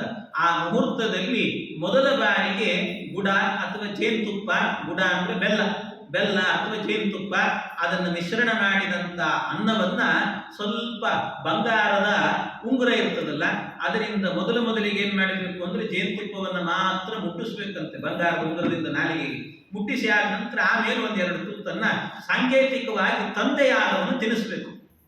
ತಂದೆಯಾದವನ್ನು ತಿನ್ನಿಸಿದ ನಂತರ ಆಮೇಲೆ ತಾಯಿ ಅದನ್ನು ಮುಂದುವರಿಸಿಕೊಂಡು ಹೋಗ್ತಾಳೆ. ಈ ರೀತಿಯಲ್ಲಿ ಅಂದ್ರೆ ಆವತ್ತು ಬೀಳುವ ಅನ್ನ ಏನಿದೆಯಲ್ಲ, ಮೊಟ್ಟ ಮೊದಲಿಗೆ ಬೀಳುವಂತ ಅನ್ನ ವಿಷ್ಣು ನಿವೇದಿತವಾದಂತ ಅನ್ನ ಇದು ಅಂತ. ಅಂದ್ರೆ ಇಡೀ ಜೀವನ ಪೂರ್ತಿ ನಾವು ತಿನ್ನುವ ಅನ್ನ ಏನಾಗಿರಬೇಕು ಅಂದ್ರೆ ಹರಿನೈವೇದ್ಯವಾದ ಅನ್ನವೇ ನಮ್ಮ ನಾಲಿಗೆಗೆ ಬಿಡಬೇಕೇ ಹೊರತು ಮತ್ಯಾವುದು ಬೀಳಬಾರದು ಅಂತ ಅನ್ನೋ ಅನುಸಂಧಾನ ಅವತ್ತಿನ ದಿವಸ ಮಾಡೋದು. ಇಲ್ಲ ಅನ್ನಪ್ರಾಶನ ಅಂತ ಅನ್ಕೊಂಡು ಇವತ್ತು ಎಲ್ಲಿ ತನಕ ಬಂದಿದೆ ಅಂದ್ರೆ ಹೋಟ್ಲಿಗೆ ಹೋಗಿ ಅನ್ನಪ್ರಾಶನ ಮಾಡೋ ಸ್ಥಿತಿ ಬಂದಿದೆ.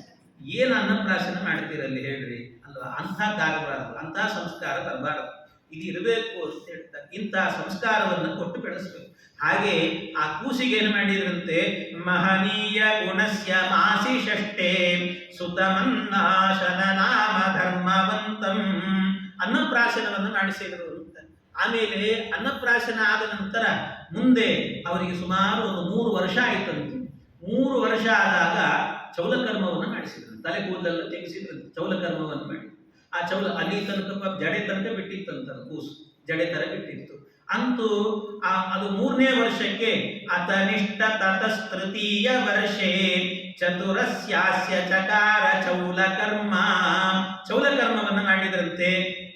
ಹೀಗೆ ಚೌಲಕರ್ಮವನ್ನು ಮಾಡಿ ಅದನ್ನು ಕೂಡ ಮುಗಿಸಿದ್ರು.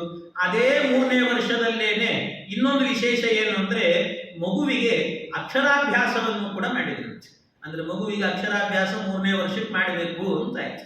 1ನೇ ತರಗತಿಗೆ ಹಾಕಬೇಕಾದ್ರೆ ಇವತ್ತೆಲ್ಲ 4 ವರ್ಷ ಆಗಬೇಕು ಅಂತ ಗೌರ್ಮೆಂಟ್ ಮಾಡಿದೆ ಈಗ. ಅಂದ್ರೆ ಆಗೆಲ್ಲ ಇದ್ದದ್ದು 3ನೇ ವರ್ಷಕ್ಕೇನೆ ಅಕ್ಷರಾಭ್ಯಾಸ ಆರಂಭ ಅಂತಿತ್ತು. ಹಾಗೆ ಆ ರೀತಿಯಲ್ಲಿ ವಿಲಿಖ್ಯ ಭೂಮೌ ಪ್ರಥಮಂ ಕುಮಾರಂ ರೇಖಾಮಿಮಾಂ ಓಂ ಇತಿ ಸಂಪಠೇತಿ ಪಿತ್ರಾನಿಯುಕ್ತ ಪುನರಬ್ರವೀತ್ತಂ ಅಲ್ಪೇಕತಂ ವಾ ಗುಣಪೂರ್ಣ ಸಂಜ್ಞಾ. ಆ ಕೂಸು ಹೇಳುತ್ತದೆ, ಮೊದಲಿಗೆ ಏನು ಮಾಡಿದ್ರಂತೆ, ಈ ತಿಮ್ಮಣ್ಣ ಭಟ್ರು ಅಕ್ಕಿಯಲ್ಲಿ ಬರೆಸಿದ್ರಂತದಕ್ಕೆ. ಏನ್ ಬರೆಸಿದ್ರು ಅಂದ್ರೆ, ರೇಖಾಮಿಮಾಂ ಓಂ ಇತಿ ಸಂಪಠೇತಿ, ಓಂಕಾರವನ್ನು ಬರೆದು ಬಾಯಲ್ಲಿ ಹೇಳು ಓಂ ಅಂತ ಹೇಳು. ಆಯ್ತು ಅಂತದ್ದು ಓಂಕಾರವನ್ನು ಹೇಳುತ್ತಂತೆ. ಓಂಕಾರವನ್ನು ಹೇಳಿದಾಗ ಅಟ್ಟಕ್ಕೆ ಸುಮ್ಮನಾಗಲಿಲ್ಲ ಕೂಸು. ಅದೇನ್ ಮಾಡಿತ್ತು, ಓಂಕಾರವನ್ನು ಹೇಳಿದಾಗ ಅದು ಕೇಳಿತಂತೆ. ಅಪ್ಪ ಓಂ ಅಂದ್ರೆ ಅರ್ಥ ಏನು ಅಂತ ಕೇಳಿತಂತೆ. 3ನೇ ವರ್ಷ ಅದಕ್ಕೆ ಅರ್ಥ ಏನು ಅಂತ ಕೇಳಿತ್ತು. ಅದು ಹೇಳಿದ್ರಂತವ್ರು, ಓಂ ಅಂತ ಹೇಳಿದ್ರೆ ಸಕಲ ಗುಣ ಪರಿಪೂರ್ಣನಾದವನು ಭಗವಂತ ಅಂತ ಅರ್ಥ. ಸಕಲ ಗುಣ ಪರಿಪೂರ್ಣ ಅಂತ ಎಲ್ಲ ವಿವರಣೆ ಕೊಟ್ಟರು, ವ್ಯಾಖ್ಯಾನ ಹೇಳುತ್ತದೆ, ಬಹಳ ವಿವರಣೆ ಕೊಟ್ಟರಂತೆ. ಓಂ ಅಂತ ಹೇಳಿದ್ರೆ ಅರ್ಥ ಏನು ಅಂದ್ರೆ 3 ವೇದಗಳ ಸಾರ ಅಂತ ಅರ್ಥ. 3 ವೇದಗಳ ಸಾರ, 3 ಋಕ್ಕುಗಳಿರುವಂತ ಪುರುಷ ಸೂಕ್ತದ ಸಾರ, 3 ಪಾದಗಳಿರುವಂತ ಗಾಯತ್ರಿ ಮಂತ್ರದ ಸಾರ. ತತ್ಸರಿತುರ್ವರೇಣ್ಯಂ ಭರ್ಗೋ ದೇವಸ್ಯ ಧೀಮಹಿ ಧಿಯೋ ಯೋ ನ ಪ್ರಚೋದಯಾತ್. 3 ಪಾದ. ಆ 3ರನ್ನು ಮುಪ್ಪುರಿಗೊಂಡಂತಹ ಶಬ್ದ ಅಂತಂದ್ರೆ ಅದು ಓಂಕಾರ ಅಂತ ಹೇಳಿ. ಓಂಕಾರ ಎನ್ನುವಂತಹದ್ದು ಹೇಗೆ ಅಂತಂದ್ರೆ, ಅದರಲ್ಲಿ ಅಕಾರ ಉಕಾರ ಮಕಾರ 3 ಅಕ್ಷರ ಸೇರಿದೆ. ಓಂ ಅಂತ ಹೇಳ್ತೀವಲ್ಲ, 3 ಅಕ್ಷರ ಸೇರಿದೆ. ಏನು ಗೊತ್ತಾ, ಅದರಲ್ಲಿ ಅಕಾರ ಅಂತ ಹೇಳಿದ್ರೆ ಅದು ಋಗ್ವೇದ ಅಂತ ಅರ್ಥ. ಅಕಾರ ಅಂದ್ರೆ ಋಗ್ವೇದ. ಯಾಕೆ ಅಂದ್ರೆ ಋಗ್ವೇದ ಆರಂಭ ಆಗುವುದು ಯಾವ ಅಕ್ಷರದಿಂದ ಅಂದ್ರೆ ಅಕಾರದಿಂದ ಆರಂಭ. ಅಗ್ನಿಮೀಳೆ ಪುರೋಹಿತನ್ ಯಜ್ಞಸ್ಯ ದೇವ ಮೃತ್ವಿಜಂ ಹೋತಾರಂ ರತ್ನದಾತಾನಂ. ಅಗ್ನಿ ಅ ಅನ್ನೋ ಅಕ್ಷರದಿಂದ ಆರಂಭ ಋಗ್ವೇದ. ಹಾಗಾಗಿ ಅ ಅಂದ್ರೆ ಋಗ್ವೇದ ಅಂತ ಅರ್ಥ. ಆಮೇಲೆ ಇನ್ನೊಂದು ಅಕ್ಷರ ಏನು ಅಂದ್ರೆ ಉ. ಉ ಅನ್ನೋದು, ಉ ಅಂದ್ರೆ ಯಾವುದು? ಈ ಉ ಅನ್ನೋದು ಯಜುರ್ವೇದ ಅಂತಂದ್ರೆ ಯಜುರ್ವೇದ ಆರಂಭ ಆಗೋದು ಉಕಾರದಿಂದ ಅಲ್ಲ, ಇಕಾರದಿಂದ ಆರಂಭ ಆಗುತ್ತೆ. ಇಶೇ ಕೋರ್ಜೇತ್ವ ಪಾಯವಸ್ತ ದೇವೋವಸ್ಸವಿತಾ ಪ್ರಾರ್ಪಯತ ಶ್ರೇಷ್ಠತಮಾಯ ಕರ್ಮಣ ಆಪ್ಯಾಯತ್ವಮಜ್ಞೆಯ ದೇವ ಭಾಗಮೂರ್ಜಸ್ವ. ಇದು ಆರಂಭ ಆಗೋದು ಇಕಾರದಿಂದ ಆರಂಭ. ಹಾಗಾಗಿ ಇದು ಹೇಗಾಗತ್ತೆ ಅಂದ್ರೆ ಅದಕ್ಕೆ ಇಕಾರದಿಂದ ಆರಂಭ, ಆದ್ರೆ ಕೊನೆಗೊಳ್ಳೋದು ಯಜುರ್ವೇದ ಯಾವುದರಿಂದ ಅಂದ್ರೆ ಉಕಾರದಿಂದ. ಸಮುದ್ರೋ ಬಂಧು ಉ ಅಂತ ನಿಲ್ಲುತ್ತೆ. ಹಾಗಾಗಿ ಉಕಾರ ಅಂದ್ರೆ ಮೊದಲು ಮತ್ತು ಕೊನೆಯ ಇವೆಲ್ಲ ಏನು ಅಂದ್ರೆ ಇದಕ್ಕೆ ಪ್ರತ್ಯಾಹಾರ ಅಂತ ಕರೀತಾರೆ. ಸಂಸ್ಕೃತ ಭಾಷೆಯಲ್ಲಿ ಇದು ಮೊದಲಿಂದಲೂ ಇದ್ದಂಥ ಪದ್ಧತಿ, ಇದು ಮೊದಲಿಂದಲೂ ಕೂಡ ಇರುವಂಥ ಪದ್ಧತಿ. ನೀವು ವ್ಯಾಕರಣ ಶಾಸ್ತ್ರಗಳನ್ನೆಲ್ಲ, ಸಂಸ್ಕೃತ ವ್ಯಾಕರಣಗಳನ್ನು ಸ್ವಲ್ಪ ಅಧ್ಯಯನ ಮಾಡಿದರೆ, ಪಾಣಿನಿಯ ವ್ಯಾಕರಣಗಳನ್ನೆಲ್ಲ, ಅದರಲ್ಲೆಲ್ಲ ಬರುತ್ತೆ. ಐವುಂಡ್ರು ಕೇವೋಂಗ್ ಅಯ್ಯವು ಛೈವರಟ್ಲಾಣ್ಯಮಗಣನಂ ಜವೈ ಗಡದಶ್ ಇದೆಲ್ಲ ಬರ್ತದೆ. ಅಲ್ಲೆಲ್ಲ ಅಟ್ ಕಟ್ ಅಂತೆಲ್ಲ ಬರ್ತದೆ. ಏನಿದು ಅಂತ ಅರ್ಥ ಆಗಲ್ಲ ನಿಮಗೆ. ಅದು ಏನಂದ್ರೆ ಶಾರ್ಟ್ ಫಾರ್ಮ್. ನೀವು ಇವತ್ತೇನು ಮಾಡ್ತಿರಲ್ಲ, ನೀವು MBBS ಅಂತ ಹೇಳ್ತಿರಲ್ಲ, ಅದನ್ನು ಮೊದಲು ಹುಡುಕಿದವನೇ ಪಾಣಿನಿ ಮಹರ್ಷಿ. ಮೊದಲಿಂದಲೂ ಪುರಾಣಗಳಲ್ಲಿ ಇರುವಂತಹದ್ದು ಇದೆಲ್ಲವೂ ಕೂಡ. ಅಂದ್ರೆ ಅದನ್ನೆಲ್ಲ ಮೊದಲಿಂದ ಮಾಡಿ. ಹಾಗೆ ಇಲ್ಲೂ ಕೂಡ ಏನು ಅಂದ್ರೆ ಆ ಮತ್ತು ಉ ಎರಡು ಸೇರಿತ್ತು ಅಂತ ಆದ್ರೆ ಅದು ಅ ಅಂದ್ರೆ ಋಗ್ವೇದವನ್ನು ಪ್ರತಿನಿಧಿಸುತ್ತೆ, ಉ ಅಂತ ಹೇಳಿದ್ರೆ ಅದು ಯಜುರ್ವೇದವನ್ನು ಪ್ರತಿನಿಧಿಸುತ್ತೆ. ಎರಡೂ ಸೇರಿತ್ತು ಅಂದ್ರೆ ಓ ಅಂತ ಆಗುತ್ತೆ. ಓ ಅಂತ ಗಂಗಾ ಉದಕ, ಗಂಗೋದಕ ಅಂತ ಗುಣಸಂಧಿ ಅಂತ ಹೇಳ್ತಾರೆ. ಹಾಗಾಗಿ ಈ ಎರಡು ಆಯ್ತು, ಓಕಾರ ಉಂಟು.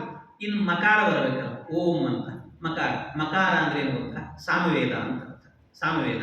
ಮತ್ತೆ ಇನ್ನೊಂದು ಕೇಳಬೇಡಿ, ನೀವು ಅಥರ್ವವೇದ ಹೇಳಿಲ್ಲಲ್ಲ ಅನ್ಬೇಡಿ. ಅಥರ್ವ ಅನ್ನೋದು ವೇದ ಅಲ್ಲ, ವೇದ ಅಲ್ಲ, ಶಾಖೆ. ವೇದ ಅಂದರೆ ವೇದ ಇರುವಂತಹದ್ದು ಎಷ್ಟು ಅಂದರೆ ಮೂರೇ ವೇದ ಇರುವಂತಹದ್ದು. ಋಗ್ವೇದ, ಯಜುರ್ವೇದ, ಸಾಮವೇದ ಅಂತ ಮೂರೇ ವೇದ. ಈ ಅಥರ್ವ ವೇದ ಅಂತ ಹೇಳಿದ್ರೆ ಈ ಮೂರು ವೇದಗಳಲ್ಲಿ ಇರುವಂತ ಮಂತ್ರಗಳನ್ನು ಸಂಗ್ರಹ ಮಾಡಿ ಒಬ್ಬ ಋಷಿ, ಅಥರ್ವ ಅನ್ನೋ ಋಷಿ ಒಂದು ಸಂಗ್ರಹ ಮಾಡಿ ಇಟ್ಟಿರುವಂತ ವೇದ ಇದೆಯಲ್ಲ ಅದನ್ನ ಅಥರ್ವ ಅಂತ ಕರೀತಾರೆ. ಅದು ವೇದ ಅಲ್ಲ, ಅದು ಶಾಖೆಯಲ್ಲಿದೆ ಅಷ್ಟೇ. ಅಂದ್ರೆ ಈ ಬಹಳ ಜನಕ್ಕೆ ಗೊತ್ತಿಲ್ಲದ ಸಂಗತಿ ಏನಂದ್ರೆ ಇನ್ನೊಂದು, ಈ ವೇದ ನಿಮಗೆಲ್ಲ ಈಗ ನಾಳೆ ಉಪಕರ್ಮ ಬರ್ತದೆ. ಉಪಕರ್ಮ ಬಂತು ಅಂದ ಕೂಡಲೇ ಎಲ್ಲರೂ ಏನ್ ಮಾಡ್ತಾರೆ ಅಂದ್ರೆ ನಿಮ್ದು ಯಾವತ್ತಪ್ಪ ಅಂತ, ಇವು ನಮ್ದು ನಾಳೆ, ನಿಮ್ದು ನಾಡಿದ್ದು ಅಂದ್ರೆ ನಿಮ್ದು ಯಾವ ವೇದ, ನಮ್ದು ಯಜುರ್ವೇದ, ನಿಮ್ದು ಯಾವ ವೇದ, ನಮ್ದು ಋಗ್ವೇದ. ನೀವೆಲ್ಲ ವೇದ ಯಾವುದು ಅಂತ, ಅದು ತಪ್ಪು. ನಿಜವಾಗ್ಲೂ ಶಬ್ದ ನಿಮ್ಮ ಪ್ರಯೋಗ ಹೇಗಿರಬೇಕು ಅಂದ್ರೆ ನಿಮ್ಮ ವೇದ ಯಾವುದು ಅಂತ. ಯಾರಿಗೂ ವೇದ ಇರೋದೇ ಇಲ್ಲ ಯಾರಿಗೂ ಕೂಡ. ಯಾಕೆ ಅಂದ್ರೆ ಎಲ್ರಿಗೂ ಇರೋದೇನು ಅಂದ್ರೆ ಶಾಖೆ ಇರುತ್ತೆ. ಶಾಖೆ ಬೇರೆ, ವೇದ ಬೇರೆ ಅಂತ. ಆ ವೇದಗಳಲ್ಲೂ ಕೂಡ ಈಗ ಯಜುರ್ವೇದದಲ್ಲಿ ಬಂದ್ವಿ ಅಂತ ಆದ್ರೆ ಕೃಷ್ಣ ಯಜುರ್ವೇದ ಬೇರೆ ಇದೆ ಮತ್ತು ಶುಕ್ಲ ಯಜುರ್ವೇದ ಬೇರೆ ಇದೆ, ಎರಡು ವೇದಗಳು ಬೇಕು. ಅದರಲ್ಲಿ ಶಾಖೆ ಇರುತ್ತೆ, ಮತ್ತೆ ಶಾಖೆಗಳು ಬೇರೆ ಬೇರೆ ಆಗುತ್ತೆ. ಹಾಗಾಗಿ ನಿಮ್ಮದ್ದು ಕೇಳಬೇಕಾದ್ದೇನು, ನಿಮ್ಮ ಶಾಖೆ ಯಾವುದು ಅಂತ ಕೇಳಬೇಕು. ಆಗ ನಿಮ್ಮ ಉತ್ತರ ಹೇಗಿರಬೇಕು ಅಂದ್ರೆ ಋಕ್ಷಾಖೆ ಅನ್ನಬೇಕು, ಯಜುಶಾಖೆ ಅನ್ಬೇಕು, ಸಾಮಶಾಖೆ ಅನ್ಬೇಕು. ಶಾಖೆ ಅಂತ ಉತ್ತರ ಕೊಡಬೇಕು ನಾವು, ಹೊರತು ವೇದ ಅಂತಲ್ಲ. ವೇದ ಅನ್ನೋ ಶಬ್ದವನ್ನು ಪ್ರಯೋಗ ಮಾಡಬಾರ್ದು, ಶಾಖೆ ಅಂತ ನೀವು ಹೇಳ್ಕೊಳ್ಳೋದು ಹಾಗೇನೆ. ನೀವೀಗ ಗೋತ್ರ ಪ್ರವರವನ್ನು ಹೇಳ್ತಿರೋದ ಚತುಸ್ಸಾಗರ ಪರ್ಯಂತಂ ಬ್ರಾಹ್ಮಣಿ ವ್ಯಾಹನಂ ಭವತು ಅಂತೆಲ್ಲ ಹೇಳಿ ಋಕ್ಷಾಖಾದ್ಯಾಯಿ ನೀವೇನು ಹೇಳ್ತೀರಿ, ಋಕ್ಷಾಖಾದ್ಯಾಯಿ ಅಂತ ಹೇಳ್ತೀರಿ, ಹೊರತು ಋಗ್ವೇದಾಧ್ಯಾಯಿ ಅಂತ ಹೇಳೋದು ನೀವು. ಅಂದ್ರೆ ಶಾಖೆ ನಮಗೆ ಇರುವಂತಹದ್ದು ಶಾಖೆಗಳು, ಹಾಗಾಗಿ ಶಾಖೆಯನ್ನು ಹೇಳಬೇಕು. ಹಾಗೆ ಇದು ವೇದ ಎನ್ನುವುದು ಮೂರೇನೆ, ಶಾಖೆಗಳು 4 ಇದ್ದಾರೆ. ಅಥರ್ವ ಶಾಖೆ ಅಂತ ಬೇರೆ ಇದೆ. ಹಾಗಾಗಿ ವೇದ 3. ಇನ್ನೊಂದು ಅಕ್ಷರ ಯಾವುದು ಅಂದ್ರೆ ಸಾಮವೇದದ ಅಕ್ಷರ ಯಾವುದು ಅಂದ್ರೆ ಮಕಾರ ಅಂತ ಹೇಳ್ತಾರೆ. ಈ ಮಕಾರ ಇದೆ ಅಲ್ವಾ, ಮಕಾರ ಎನ್ನುವಂತಹದ್ದು ಸಾಮವೇದವನ್ನು ಪ್ರತಿನಿಧಿಸುತ್ತೆ. ಯಾಕೆ ಸಾಮವೇದವನ್ನು ಪ್ರತಿನಿಧಿಸುತ್ತೆ ಅಂತ ಹೇಳಿದ್ರೆ, ಅದು ಸಾಮ ಅನ್ನೋದು ಗಾನ ಅಂತ ಹೇಳ್ತೀವಿ, ಸಾಮವೇದ ಅನ್ನೋದು ಸಂಗೀತ ಹುಟ್ಟಿದ್ದೇನೆ ಸಾಮವೇದದಿಂದ ಅಂತ ಹೇಳ್ತೀವಿ. ಹಾಗಾಗಿ ಆ ಸಂಗೀತಕ್ಕೆ ತುಂಬಾ ಹತ್ತಿರವಾದ ಅಕ್ಷರ ಯಾವುದು ಅಂತಂದ್ರೆ ಮಕಾರ ಎನ್ನುವಂತಹದ್ದು ಸಂಗೀತಕ್ಕೆ ತುಂಬಾ ಹತ್ತಿರವಾದ ಅಕ್ಷರ. ಯಾಕೆಂದ್ರೆ ನೀವು ಸಂಗೀತವನ್ನ ಹಾಡಬೇಕು ಅಂತಾದ್ರೆ ಮೊದಲು ಮಕಾರ ಬೇಕು ನಿಮಗೆ. ನೀವೀಗ ಯಾರಾದ್ರೂ ಹಾಡು ಹೇಳ್ರಿ ಅಂದ್ರೆ ಕಚೇರಿ ಕೂತಿರ್ತಾರಲ್ಲ, ಕೂತವರನ್ನು ನೋಡ್ರಿ ನೀವು, ಈ ಯಾವುದೋ ಒಂದು ಚೀಟಿ ಬರೆದು ಕೊಟ್ಟು ಹಾಡು ಹೇಳ್ರಿ ಇವತ್ತು ಅಂತಂದ್ರೆ ಅವ್ರೇನ್ ಮಾಡ್ತಾರೆ ಅಂದ್ರೆ ಮೊದಲು ಧ್ವನಿ ಪೆಟ್ಟಿಗೆ ಸರಿ ಮಾಡ್ಕೊಳ್ತಾರೆ. ಅವ್ರು ಧ್ವನಿ ಪೆಟ್ಟಿಗೆ ಸರಿ ಮಾಡ್ಕೊಳ್ಳುವಾಗ ಏನ್ ಮಾಡ್ತಾರೆ, ಅಂತಿರ್ತಾರೆ. ಅಂದ್ರೆ ಮಕಾರ ಹೇಳ್ತೀವಿ. ಅಂದ್ರೆ ಆ ಮಕಾರ ಅನ್ನೋದಿದೆಯಲ್ಲ, ಧ್ವನಿಯನ್ನ ಸರಿ ಮಾಡಿ ಸಂಗೀತವನ್ನು ಸ್ಪಷ್ಟವಾಗಿ ಹೊರಗೆ ತರುತ್ತೆ. ಆದ್ರಿಂದಾಗಿ ಮಕಾರ ಎನ್ನುವಂತಹದ್ದು ಸಾಮವೇದವನ್ನು ಪ್ರತಿನಿಧಿಸುವಂತ ಅಕ್ಷರ.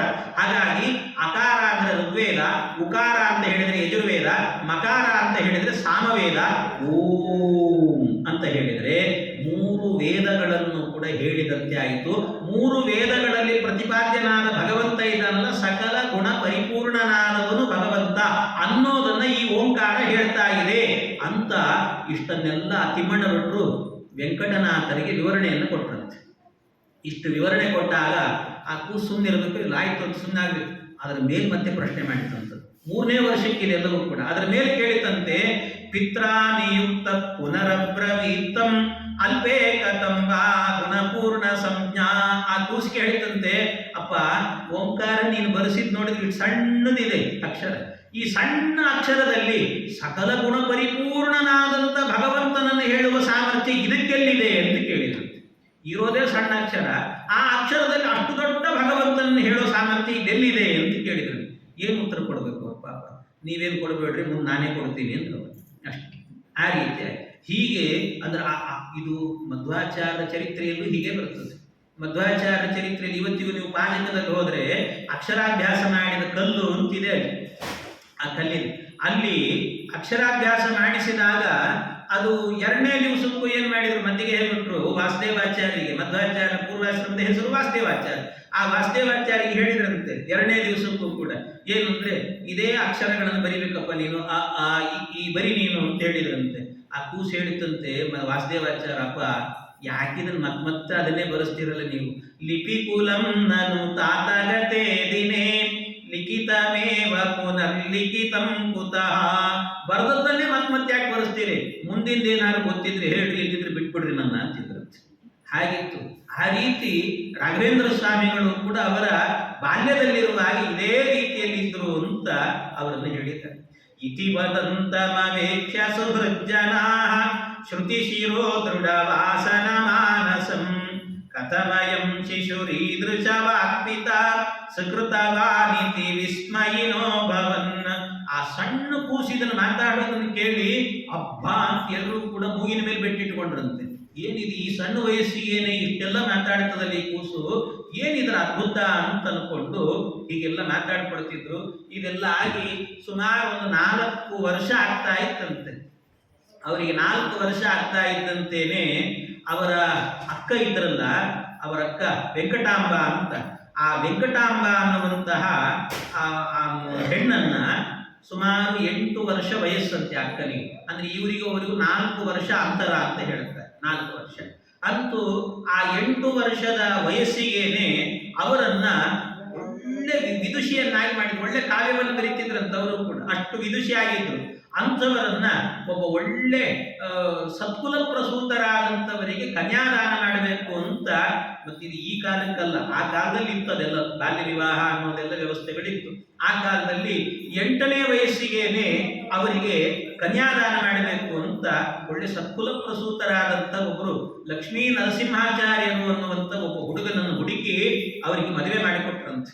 ಆ ಮದುವೆಯಲ್ಲಿ ಇವರಿಬ್ಬರು ಕೂಡ ಹೇಗೆ ಕೃಷ್ಣ ಬಲರಾಮ ಇಬ್ಬರು ಕೂಡ ಸುಭದ್ರೆ ಮದುವೆ ಮಾಡಿದ್ರಲ್ಲ, ಆ ರೀತಿಯಲ್ಲಿ ರಾಯರು ಅಂದ್ರೆ ವೆಂಕಟನಾಥರು ಇವರ ಅಣ್ಣ ಗುರುರಾಜಾಚಾರ್ಯ ಇಬ್ರು ಸೇರ್ಕೊಂಡು ಸುಭದ್ರೆ ಮದುವೆಯನ್ನ ಕೃಷ್ಣ ಬಲರಾಮರು ಮಾಡಿದಂತೆ ಮಾಡಿ ಹಾಕಿದ್ರು ಇವರು ಅಂತ.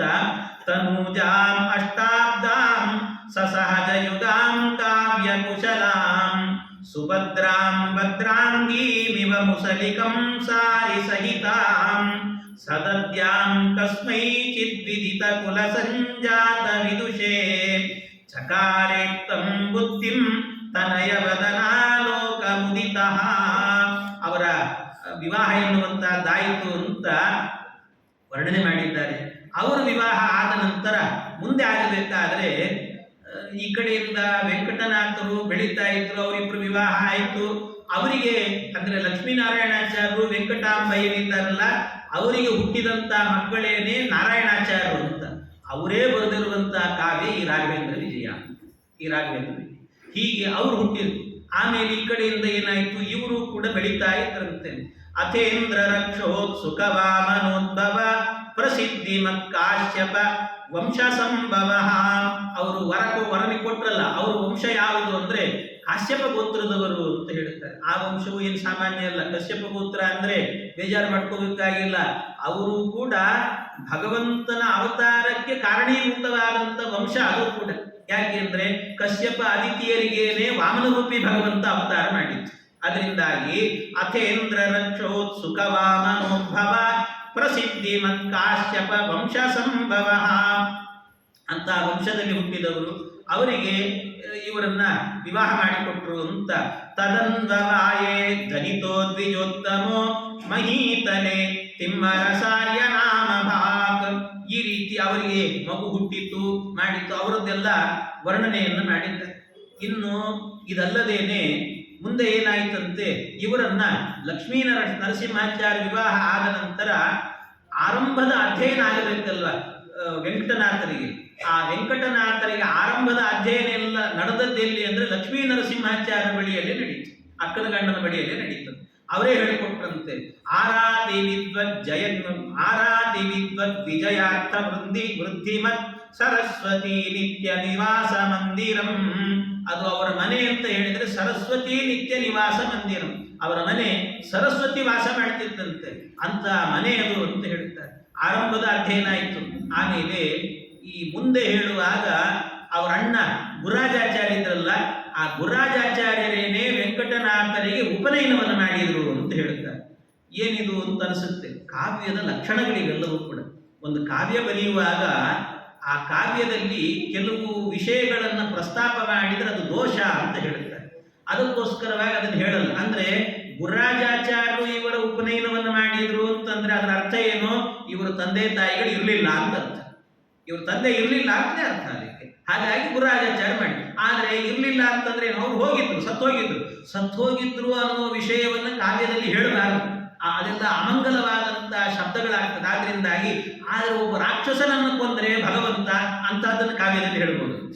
ರಾಕ್ಷಸನ ಕೊಂದ ಅದೆಲ್ಲ ಮಂಗಳ ಅಂತ ಹೇಳ್ತಾರೆ. ಕಂಸನನ್ನು ಕೊಂದ ಭಗವಂತ ಆ ಕಥೆಯನ್ನು ಹೇಳಬೇಕು ಕಾವ್ಯದಲ್ಲಿ, ಅದು ಮಂಗಳ ಅಂತ ಹೇಳ್ತಾರೆ. ಹಾಗಾಗಿ ಈ ರೀತಿಯಲ್ಲಿ ಇವರಿಗೆ ಕೃತೋಪನೀತೆ ಸುಕೃತ ಕೃತೇರಯಂ ಸುತಸ್ಯ ವೈವಾಹಿಕ ಶೋಭನೋದಯಂ ಚಿಕೂರ್ಷುರಾಗಾ ಕಿಲ ಯತ್ರ ಸಂಸ್ಥಿತೌ ಸುತಾ ವಿವಾಹೋತ್ಸವಕಾರಿ ದಂಪತಿ.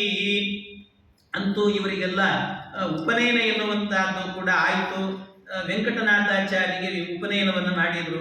ಉಪನಯನವನ್ನು ಯಾವಾಗ ಮಾಡಿದರು ಅಂತಂದ್ರೆ, ಉಪನಯನ ಮಾಡಲಿಕ್ಕೆ ಒಳ್ಳೆ ಕಾಲ ಯಾವುದು ಅಂತಂದ್ರೆ ಸಾಮಾನ್ಯವಾಗಿ ಇದನ್ನು ನೋಡಬೇಕು ಅಂತ ಹೇಳುತ್ತಾರೆ.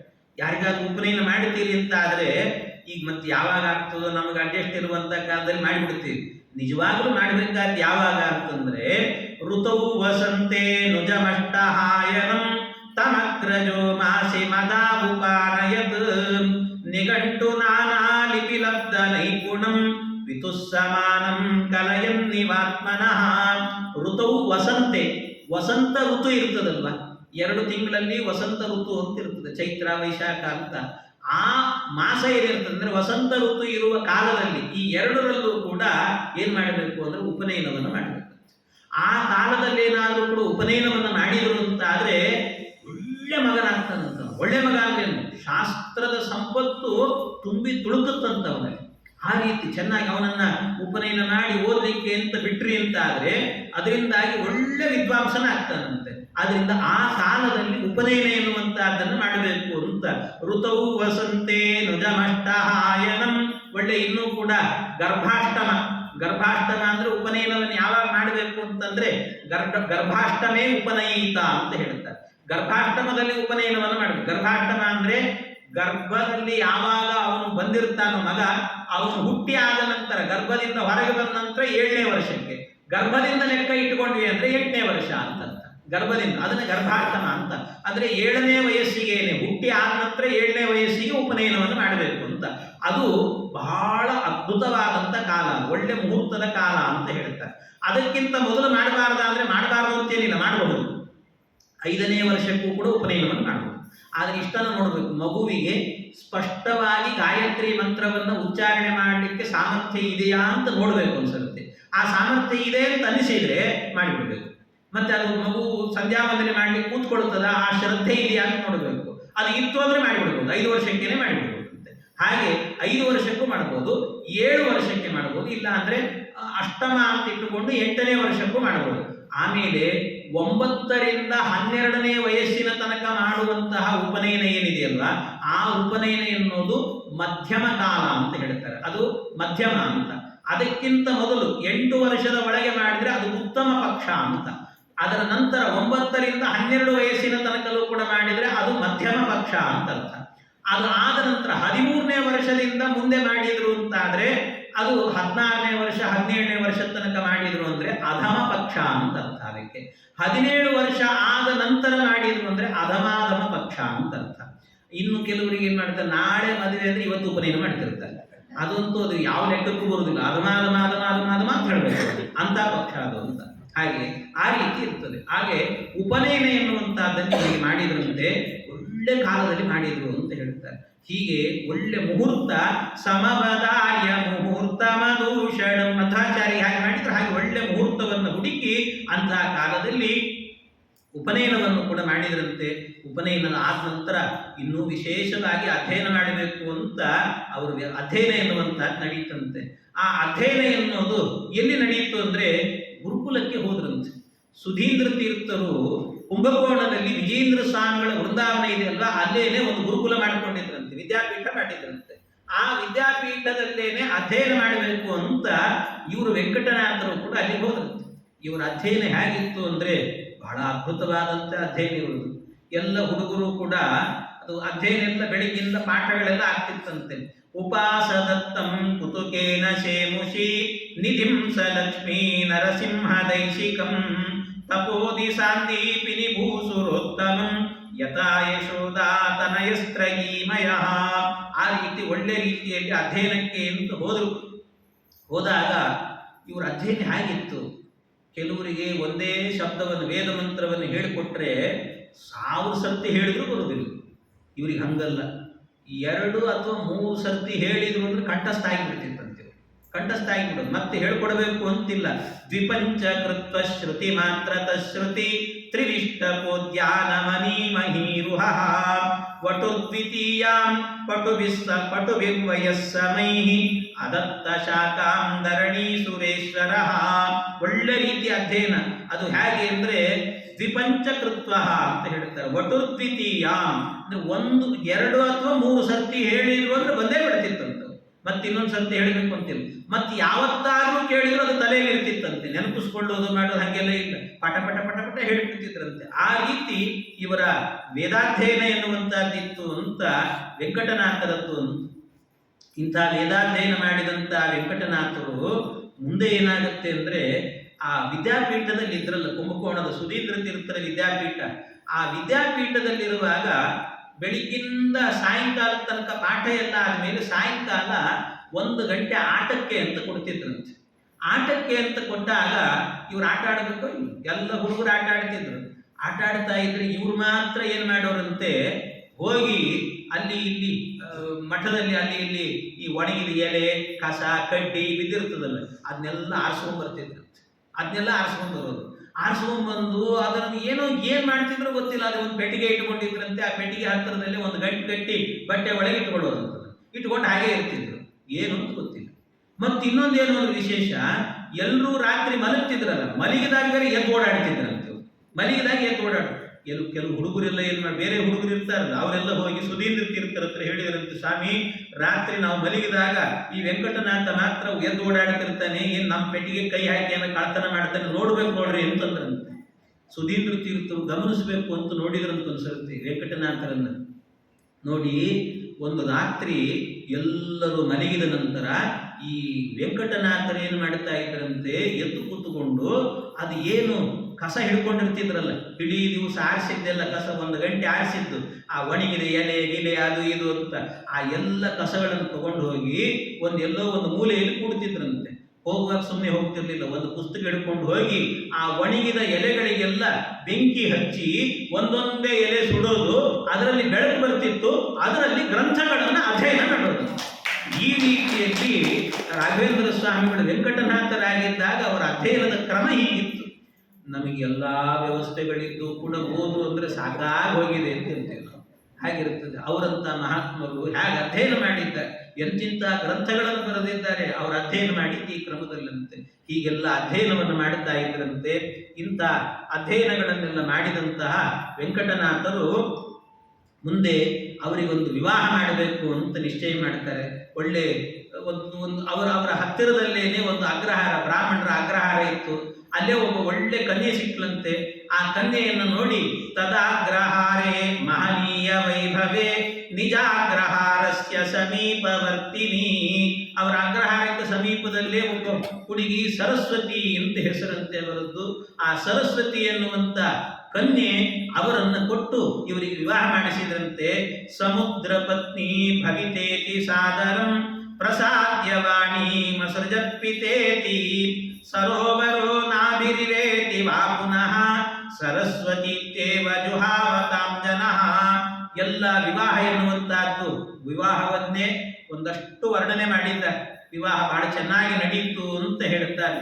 ಇಂಥ ವಿವಾಹವನ್ನೆಲ್ಲ ಮಾಡಿಕೊಂಡಾದ ನಂತರ ಈ ವಿವಾಹದಲ್ಲಿ ಏನಂತಾರೆ, ಬ್ರಾಹ್ಮಣರನ್ನು ಕರಿಬೇಕು ಅಂತ ಹೇಳ್ತಾರೆ. ಮುಖ್ಯ ವಿವಾಹ ಅನ್ನೋದು ಹೇಗೆ ನಡೆಸಬೇಕು ಅನ್ನೋದನ್ನ ಬಹಳ ಚೆನ್ನಾಗಿ ಹೇಳಿದ್ದಾರೆ. ಏನ್ ಮಾಡಬೇಕು ವಿವಾಹ ದಿವಸ ಅಂತಂದ್ರೆ, ಯಾರಿಗೆ ಹೇಳ್ತೀರೋ ಬಿಡ್ತೀರೋ ಬೇರೆ ಬೇರೆ ವೇದಗಳನ್ನು ಅಧ್ಯಯನ ಮಾಡಿದ ಬ್ರಾಹ್ಮಣರನ್ನು ಕರೀರಿ ಅಂತ ಹೇಳಿ. ಯಾಕೆ ಅಂದ್ರೆ ಅವತ್ತಿನ ದಿವಸ ಬ್ರಾಹ್ಮಣರ ಆಶೀರ್ವಾದ ಆಗಬೇಕಂತೆ. ಬ್ರಾಹ್ಮಣರೆಲ್ಲ ಆಶೀರ್ವಾದ ಮಾಡುತ್ತಾರೆ. ಒಳ್ಳೆ ರೀತಿಯಲ್ಲಿ ನೀವು ಹೇಗಿರಬೇಕು ಅಂತ ಸೂರ್ಯಾವರ್ಗ ಅಂತ ಇರ್ತದೆ, ಅದರ ಆ ಮಂತ್ರವನ್ನು ಹೇಳಿ ಶತಮಾನಂ ಭವತಿ ಶತಾಯು ಪುರುಷಃ ಶತೇಂದ್ರಿಯ ಆಯುಷ್ಯೇವೇಂದ್ರಿಯೇ ಪ್ರತಿಷ್ಠತಿ. ಈ ಮಂತ್ರಗಳು ಆಶೀರ್ವಾದದ ಮಂತ್ರಗಳು. ಭದ್ರಂ ಕರ್ಣೇ ವಿಶೃಣುಯಾಮ ದೇವಾಃ ಭದ್ರಂ ಪಶ್ಯೇಮಾಕ್ಷವೀರ್ಯಜತ್ರಾಃ. ಈ ಮಂತ್ರಗಳನ್ನೆಲ್ಲ ಹೇಳಿ ಆಶೀರ್ವಾದ ಮಾಡಬೇಕಂತೆ. ಆ ಆಶೀರ್ವಾದ ಇದೆಯಲ್ಲ, ಭದ್ರಂ ಕರ್ಣೇಭಿಹಿ ಅಂದ್ರೆ ವಿವಾಹ ಆದ ನಂತರ ನಿಮ್ಮ ಇಡೀ ಜೀವನದಲ್ಲಿ, ಕರ್ಣ ಅಂದ್ರೆ ಕಿವಿಗಳು ಅಂತ ಅರ್ಥ, ಕಿವಿಗಳಿಂದ ಭದ್ರ, ಭದ್ರ ಅಂದ್ರೆ ಮಂಗಳಮಯವಾದ ಶಬ್ದಗಳನ್ನೇ ಕೇಳಿ ಅಂತ ಅರ್ಥ. ಭದ್ರಂ ಕರ್ಣೇ ವಿಶೃಣುಯಾಮಃ ಭದ್ರಂ ಪಶ್ಯೆ, ಕಣ್ಣಿಂದ ನೋಡುವಂತದ್ದೆಲ್ಲ ಮಂಗಳವನ್ನೇ ನೋಡ್ಬೇಕು ನೀವು, ಕೆಟ್ಟದ್ದನ್ನು ನೋಡಬಾರದು. ಆ ರೀತಿ ಇರಬೇಕು. ಭದ್ರಂ ಪಶ್ಯೆ ಮಾಕ್ಷವೀರ್ಯಜತ್ರಾಃ ಸ್ಥಿರೈರಂಗೈ. ನಾವು ಬದುಕಿರುವಷ್ಟು ಕಾಲವೂ ಕೂಡ ನಮ್ಮ ಅಂಗಾಂಗಗಳು ಮತ್ತೊಬ್ಬರ ಅಧೀನವಾಗಿ ಬದುಕಬಾರದು. ನಾವು ಚೆನ್ನಾಗಿ ಗಟ್ಟುಮುಟ್ಟಾಗಿ ಸಾಧನವನ್ನು ಮಾಡುವಂತಹ ರೀತಿಯಲ್ಲಿ ಬದುಕಬೇಕು. ಸ್ಥಿರೈರಂಗೈ ಸ್ತುಷ್ಟುವಾ ವಂಶಸ್ತನೂಭಿಃ ವ್ಯಶೇಮ ದೇವಹಿತಂ. ದೇವಹಿತಂ ಅಂದ್ರೆ ದೇವರಿಗೆ ಕೊಟ್ಟಂತ ಹಿತಹಿತವಾದ ಪದಾರ್ಥ ಏನಿದೆ ಅದನ್ನ ವ್ಯಶೇಮ ಚೆನ್ನಾಗಿ ಊಟ ಮಾಡೋಣ ಅಂತ ಹೇಳ್ತಾರೆ. ಅಂದ್ರೆ ದೇವರ ನೈವೇದ್ಯವನ್ನು ಊಟ ಮಾಡುವಂತ ಯೋಗ ಬರಲಿ ನಮಗೆ ಅಂತ ವೇದಮಂತ್ರ ಹೇಳು. ಅಂದ್ರೆ ಇಂಥ ಮಂತ್ರಗಳನ್ನು ಹೇಳಿ ಆಶೀರ್ವಾದವನ್ನು ಮಾಡಿದ್ರು ಅಂತ ಆದ್ರೆ ಅವರ ಸಂಸಾರ ಎನ್ನುವುದು ಚೆನ್ನಾಗಿರ್ತದೆ. ನೀವು ಇವತ್ತೇನಾಗ್ತಾ ಇದೆ ಅಂದ್ರೆ ವಿವಾಹಗಳೆಲ್ಲವೂ ಕೂಡ ಏನು ಅಂದ್ರೆ ಈ ಫೇಸ್ಬುಕ್ಕು ಆ ಬುಕ್ಕು ಈ ಬುಕ್ಕು ಅಂದ್ಕೊಂಡು ಅಲ್ಲಲ್ಲೇ ಮದುವೆ ಆಗಿಬಿಡ್ತಾವೆ. ಕಡೆಗೆ ಏನಾಗ್ತದೆ, ಅವು ಏನಾಗ್ತದೆ, ಫೇಸ್ಬುಕ್ ಅಲ್ಲಿ ಎಷ್ಟು ದಿವಸ ಫ್ರೆಂಡ್ಶಿಪ್ ಇರ್ತದೋ ಅಷ್ಟು ದಿವಸ, ಆಮೇಲೆ ಫ್ರೆಂಡ್ಶಿಪ್ ಬ್ಲಾಕ್ ಮಾಡಿಬಿಟ್ರು ಅಂತ ಆದ್ರೆ ಡೈವರ್ಸ್ ಅಂತ ಅರ್ಥ. ಹಾಗಾಗ್ತದೆ. ಆದರೆ ವೇದದ ಶಕ್ತಿ ಅಂಥದ್ದಲ್ಲ. ಬ್ರಾಹ್ಮಣರು ಮಾಡಿದ ಆಶೀರ್ವಾದದ ಮಂತ್ರ ಇದೆಯಲ್ಲ ಆ ಥರದ್ದಲ್ಲ. ಮತ್ತೇನು ಗಟ್ಟಿಯಾಗಿ ಒಂದು ಆಶೀರ್ವಾದವನ್ನು ಮಾಡಿದ್ರು ಅಂತಾದ್ರೆ ಅವರ ಜೀವನದಲ್ಲಿ ಏನು ತೊಡಕುಗಳು ಬಂದರೂ ಕೂಡ ಅದನ್ನೆಲ್ಲ ನಿವಾರಣೆ ಮಾಡಿಕೊಂಡು ಆನಂದದಿಂದ ಬದುಕ್ತಾರೆ. ಹಾಗಾಗಿ ಹಿರಿಯರು ನಿಂತು ಬ್ರಾಹ್ಮಣರನ್ನ ಕರೆದು ಮಾಡಿಸುವಂತ ಮದುವೆ ಇದೆಯಲ್ಲ, ಅಂಥ ಮದುವೆಯನ್ನಾಗಬೇಕು ಅಂತ ಆ ರೀತಿಯ ನಡೀತಿವರ ಮದುವೆ ಅಂತ ಹೇಳುತ್ತಾರೆ. ನಾನಾ ವಿದ್ಯಾಶಾಲಿನಿ ವೃದ್ಧಿ ಬಾಜಾಂ ಭೂದೇವಾನಾಂ ಭೂಷಣೈರಾಜಮಾನಾಂ ವೇದಾನುಚ್ಚೈರುಚ್ಚರಂತಿ ಕಿರಂತಿ ದಂಪತ್ಯೋರಿತ್ಯಾಶಿಷ ಸಂಸದೂಚೆ. ಅವ್ರು ಹೇಳುತ್ತಾರೆ ಎಲ್ಲ ವೇದ ಉಚ್ಚೈಹಿ ಉಚ್ಚರಂತಿ ಕಿರಂತಿ ದಂಪತ್ಯೋ, ಇಬ್ಬರು ದಂಪತಿಗಳು ಕೂಡ ಚೆನ್ನಾಗಿ ಬದುಕಿ ನೀವು ಅಂತ ಅವರಿಗೆ ಆಶೀರ್ವಾದವನ್ನು ಮಾಡಿದರಂತೆ. ಬ್ರಾಹ್ಮಣರು ಬಂದವರೆಲ್ಲರೂ ಕೂಡ ಆ ರೀತಿ ಒಳ್ಳೆ ರೀತಿ ಹೇಗಿದ್ರು ಅವರದ್ದು ಸಂಸಾರ ಹೇಗಿತ್ತು ಅಂದ್ರೆ ಇಂದ್ರಾಣಿ ಬಲರಿಪು ವೈರಿಣಿ ಭವಾಣಿ ಲೋಕೇಶೇ ಕಲಶ ಪಯೋಧಿ ಕನ್ಯಕೆ ವಾ ಗೋವಿಂದೇ ಗರಲ ಗಲೆ ಗಿರೀಂದ್ರ ಕನ್ಯಾ ಕನ್ಯಾಸ್ಯಾ ದಯಿತ ಮನ ಪ್ರಹರ್ಷಿಣೀಯಂ. ಹೆಂಡತಿ ಅಂದ್ರೆ ಹೇಗಿರಬೇಕು ಅಂತ ಹೇಳ್ತಾರೆ. ರಾಯರು ಹೇಳ್ತಾರೆ ಹೆಂಡತಿ ಆದವಳು, ವೆಂಕಟನಾಥರು ಹೇಳಿದ್ದು ಹೆಂಡತಿ ಆದವಳು ಹೇಗಿರಬೇಕು ಅಂತಂದ್ರೆ ಮನ ಪ್ರಹರ್ಷಣೀಯಂ ಅಂತ. ಯಾವಾಗಲೂ ಗಂಡನ ಮನಸ್ಸಿಗೆ ಆನಂದವನ್ನು ಕೊಡಬೇಕಂತ, ಸಂತೋಷ ಕೊಡಬೇಕಂತ, ಆ ರೀತಿ ಇರಬೇಕು ಅಂತ. ಅದು ಹೇಗೆ ಸಂತೋಷ ಕೊಡುವುದು ಅಂದ್ರೆ ಗಂಡನ ಬಳಿಯಲ್ಲಿ ಬೇಕಾದಷ್ಟು ಶ್ರೀಮಂತಿಕೆ ಇರುತ್ತದಲ್ಲ, ದುಡ್ಡು ಇರ್ತದಲ್ಲ, ಆವಾಗಲ್ಲ, ಏನೂ ಇಲ್ಲದ ಕಾಲದಲ್ಲೂ ಕೂಡ ನಿಮ್ಮ ಜೊತೆಗೆ ನಾನಿದ್ದೇನೆ ಅನ್ಬೇಕಂತ. ನಿಮ್ಮ ಜೊತೆಗೆ ನಾನಿದ್ದೇನೆ, ಏನಾದರೂ ಪರವಾಗಿಲ್ಲ ನಿಮ್ಮ ಜೊತೆಗೇ ನಾನಿರ್ತೇನೆ ಅಂತ ಅನ್ಕೊಂಡು ಬದುಕಬೇಕು. ಅಂಥ ಕಾಲದಲ್ಲೂ ಸಂತೋಷದಿಂದ ಬದುಕ್ತಾಳಲ್ಲ, ಇಡೀ ಜೀವನ ಪೂರ್ತಿ ಬರೀ ಕಿರಿಕಿರಿ ಮಾಡಿ ಮಾಡಿ ಮಾಡಿ ಯಾಕಾದ್ರೂ ಮದುವೆ ಮಾಡ್ಕೊಂಡಪ್ಪ ಇವಳನ್ನ ಅಂತ ಅನಿಸಿರಬಾರ್ದು, ಹಂಗಾಗಬಾರದು. ಆ ರೀತಿ ಬದುಕಬೇಕಂತೆ. ಅಂಥವಳನ್ನ ಹೆಂಡತಿ ಅಂತ ಹೇಳುತ್ತಾರೆ, ಭಾರ್ಯ ಅಂತ ಹೇಳುತ್ತಾರಂತೆ. ಆದ್ರಿಂದ ಇವಳು ಹೇಗಿದ್ರು ಸರಸ್ವತೀ ದೇವಿಯರು ಅಂದ್ರೆ ಇಂದ್ರಾಣಿ ಬಲರಿಪು ವೈರಿಣಿ ಭವಾಣಿ. ಬಲರಿಪು, ಬಲರಿಪು ಅಂದ್ರೆ ಬಲ ಅಂತ ಒಬ್ಬ ದೈತ್ಯ, ಅವನ ರಿಪು ಅಂದ್ರೆ ಇಂದ್ರದೇವರು ಅಂತ ಅರ್ಥ. ಆ ಇಂದ್ರದೇವರಿಗೆ ಇಂದ್ರಾಣಿ ಹೇಗಿದ್ರು ಶಚೀದೇವಿ, ಅದರಂತೆ ಇದ್ರು ಅಂತ ಹೇಳ್ತಾರೆ. ಅದರಂತೆ ಇದ್ರು ಇವರು ಅಂತ. ಯಾವ ರೀತಿ ರುದ್ರದೇವರಿಗೆ ಪಾರ್ವತೀ ದೇವಿ ಇದ್ರು ಅದರಂತೆ ಇದ್ರು ಇವರು ಅಂತ. ಈ ರೀತಿಯಲ್ಲಿ ಬಹಳ ಮೊದಲಿಗೆ ಇವರಲ್ಲಿ ನಾನು ಆಗಲೇ ಹೇಳಿದ್ದೆಲ್ಲ, ಇವರ ಪೂರ್ವಾಸ ಅಂದ್ರೆ ತಂದೆ ತಾಯಿಗಳಿದ್ದಾಗ ಬೇಕಾದಷ್ಟು ಶ್ರೀಮಂತಿಕೆ ಇತ್ತು ಇವರಲ್ಲಿ, ಬೇಕಾದಷ್ಟು ಶ್ರೀಮಂತಿಕೆ. ಆದರೆ ಆಮೇಲೆ ಏನಾಗಿಬಿಡ್ತು ಅಂದ್ರೆ ಇವರು ಯಾವುದು ಸಂಪತ್ತು ಗಿಂಪತ್ತು ಯಾವುದು ಬಯಸಲಿಲ್ಲ, ಬರೀ ಅಧ್ಯಯನ ಅಂತಲೇ ಕೂತು ಬಿಟ್ರು. ಮನೆಯ ಸಂಪತ್ತೆಲ್ಲ ಕರಿಗೋಯ್ತು. ಭಾರಿ ಬಡತನ ಬಂತಂತೆ, ಭಾರಿ ಬಡತನ. ಆ ಬಡತನ ಎನ್ನುವಂತಹದ್ದು ಬಂದ್ರೆ ರಾಯರಿಗೆ ಅಂದ್ರೆ ವೆಂಕಟನಾಥರಿಗೆ ಅವ್ರು ಬಡತನ ಮುಂದೆ ವರ್ಣನೆ ಮಾಡುತ್ತಾರೆ, ಬಹಳ ಅದ್ಭುತವಾಗಿದೆ.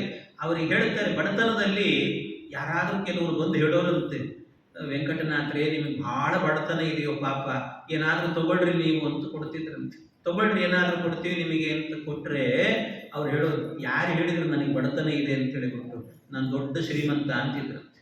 ವೆಂಕಟನಾಥರು ಹೇಳೋ ಮಾತು, ನಾನು ದೊಡ್ಡ ಶ್ರೀಮಂತ ಅಂತಿದ್ರಂತೆ. ಎಲ್ಲೋ ದುಡ್ಡೇ ಇದೆ, ಮನೆ ಇಲ್ಲ ಸರಿಯಾಗಿ, ನಿನಗೆ ಏನಿದೆ ನಿಮ್ಮ ಹತ್ರ ಅಂತ ಕೇಳಿದರೆ, ಇಲ್ಲ ನನ್ನ ಮನೆಯಲ್ಲಿ 50 kg ಬಂಗಾರ ಇದೆ ಅಂತಿದ್ರಂತ. 50 kg ಬಂಗಾರ ಇದೆ, ಸಂಪತ್ತು ಬೇಕಾದಷ್ಟು ತುಂಬಿ ತುಳುಕ್ತಾ ಇದೆ ನನ್ನಲ್ಲಿ ಅಂತಿದ್ರಂತೆ. ಹಾಗೆ ಎಲ್ಲಿದೆ ನಿಮ್ಮ ಮನೆಯಲ್ಲಿ ಅಂತ ಕೇಳಿದರೆ ಅವ್ರು ಹೇಳೋರಂತೆ, ಏನಿಲ್ಲ, ನನ್ನ ಮನೆಯಲ್ಲಿ 50 kg ಬಂಗಾರ ಇದೆ ಅಂದರೆ ಯಾವುದೋ ಬಂಗಾರವೇ, ಸುವರ್ಣವೇ ಇಲ್ಲ. ಮತ್ತೇನು ಅಂದರೆ ನನ್ನ ಮನೆಯಲ್ಲಿರುವಂಥ ನನ್ನ ಹೆಂಡತಿ ಸರಸ್ವತಿ ಇದ್ದಾಳಲ್ಲ, ಅವಳೇ 50 kg ಬಂಗಾರ ಅಂತಿದ್ರಂತೆ. ಅವಳು ಅಂದ್ರೆ ಅಷ್ಟು ರೀತಿ, ಅಷ್ಟು ಮನಪ್ರಹರ್ಷಿಣೀಯಂ, ಆ ರೀತಿ ಇದ್ದಂತೆ, ಮನಸ್ಸಿಗೆ ಆನಂದ ಆಗುವಂತೆ ಇದ್ದಂತೆ. ವೆಂಕಟನಾಥ ಹೇಳಿದನ ಸಂಪತ್ತು ಅಂದ್ರೆ ಏನು? ಬೇರೆ ಏನಲ್ಲ ಸಂಪತ್ತು. ಶ್ರೀಮದ್ ಆಚಾರ್ಯರು, ಮಧ್ವಾಚಾರ್ಯರು ಮಾಡಿದ ಶಾಸ್ತ್ರ ಏನಿದೆಯಲ್ಲ, ಆ ಶಾಸ್ತ್ರದ ಜ್ಞಾನವೇ ನನ್ನ ಸಂಪತ್ತು ಅಂತಿದ್ರು. ಅದೇ ನನ್ನ ಸಂಪತ್ತು. ಹಾಗಾಗಿ ಇಂತಹ ಸಂಪತ್ತು ನನ್ನ ಹತ್ರ ಬೇಕಾದಷ್ಟಿದೆ. ಅವರಿಗೆ ಕನ್ಯೆ ಕಡೆಯಿಂದ ವರದಕ್ಷಿಣೆ ಕೊಟ್ಟರಂತೆ. ರಾಯರ ಮದುವೆಯಲ್ಲಿ ಅವರಿಗೆ ವರದಕ್ಷಿಣೆ ಅಂತ ಅವ್ರ ತಂದೆ ಕಡೆಯಿಂದ, ಅಂದರೆ ಸರಸ್ವತಿಯವರ ತಂದೆ ಕಡೆಯಿಂದ ಕೊಟ್ಟರಂತೆ. ಕೊಟ್ಟರೆ ರಾಯರು ಹೇಳಿದ್ರಂತೆ, ಆವಾಗಲೇ ವೆಂಕಟನಾಥ ಹೇಳಿದ್ರಂತೆ, ಬೇಡ, ನನಗೆ ಎಷ್ಟು ಕೊಡ್ತೀರಿ ನೀವು ಅಂದ್ರಂತೆ. ಎಷ್ಟು ಕೊಡ್ತೀರಿ? ಬೇಡ ಅಂದ್ರಂತವ್ರು. ಅಲ್ಲಿ ಏನು ಕೊಟ್ಟೇ ಇಲ್ಲಲ್ಲ ನಿಮಗೆ, ತಗೊಳ್ರಿ ಅಂದರೆ, ಅಲ್ಲ 50 kg ಬಂಗಾರ ಹೆಂಡತಿನೇ ಕೊಟ್ಟಿರಲ್ಲ, ಇನ್ನು ಸಾಕು ಅಂದಿದ್ರಂತೆ. ಆವಾಗಲೇ ಹೇಳಿದ್ರಂತೆ. ಹಾಗೆ ಅಂದರೆ ವರದಕ್ಷಿಣೆ ಅನ್ನೋದನ್ನು ತಗೊಳ್ಬೇಕು ಅನ್ನೋದು ಶಾಸ್ತ್ರದಲ್ಲೇನಿಲ್ಲ.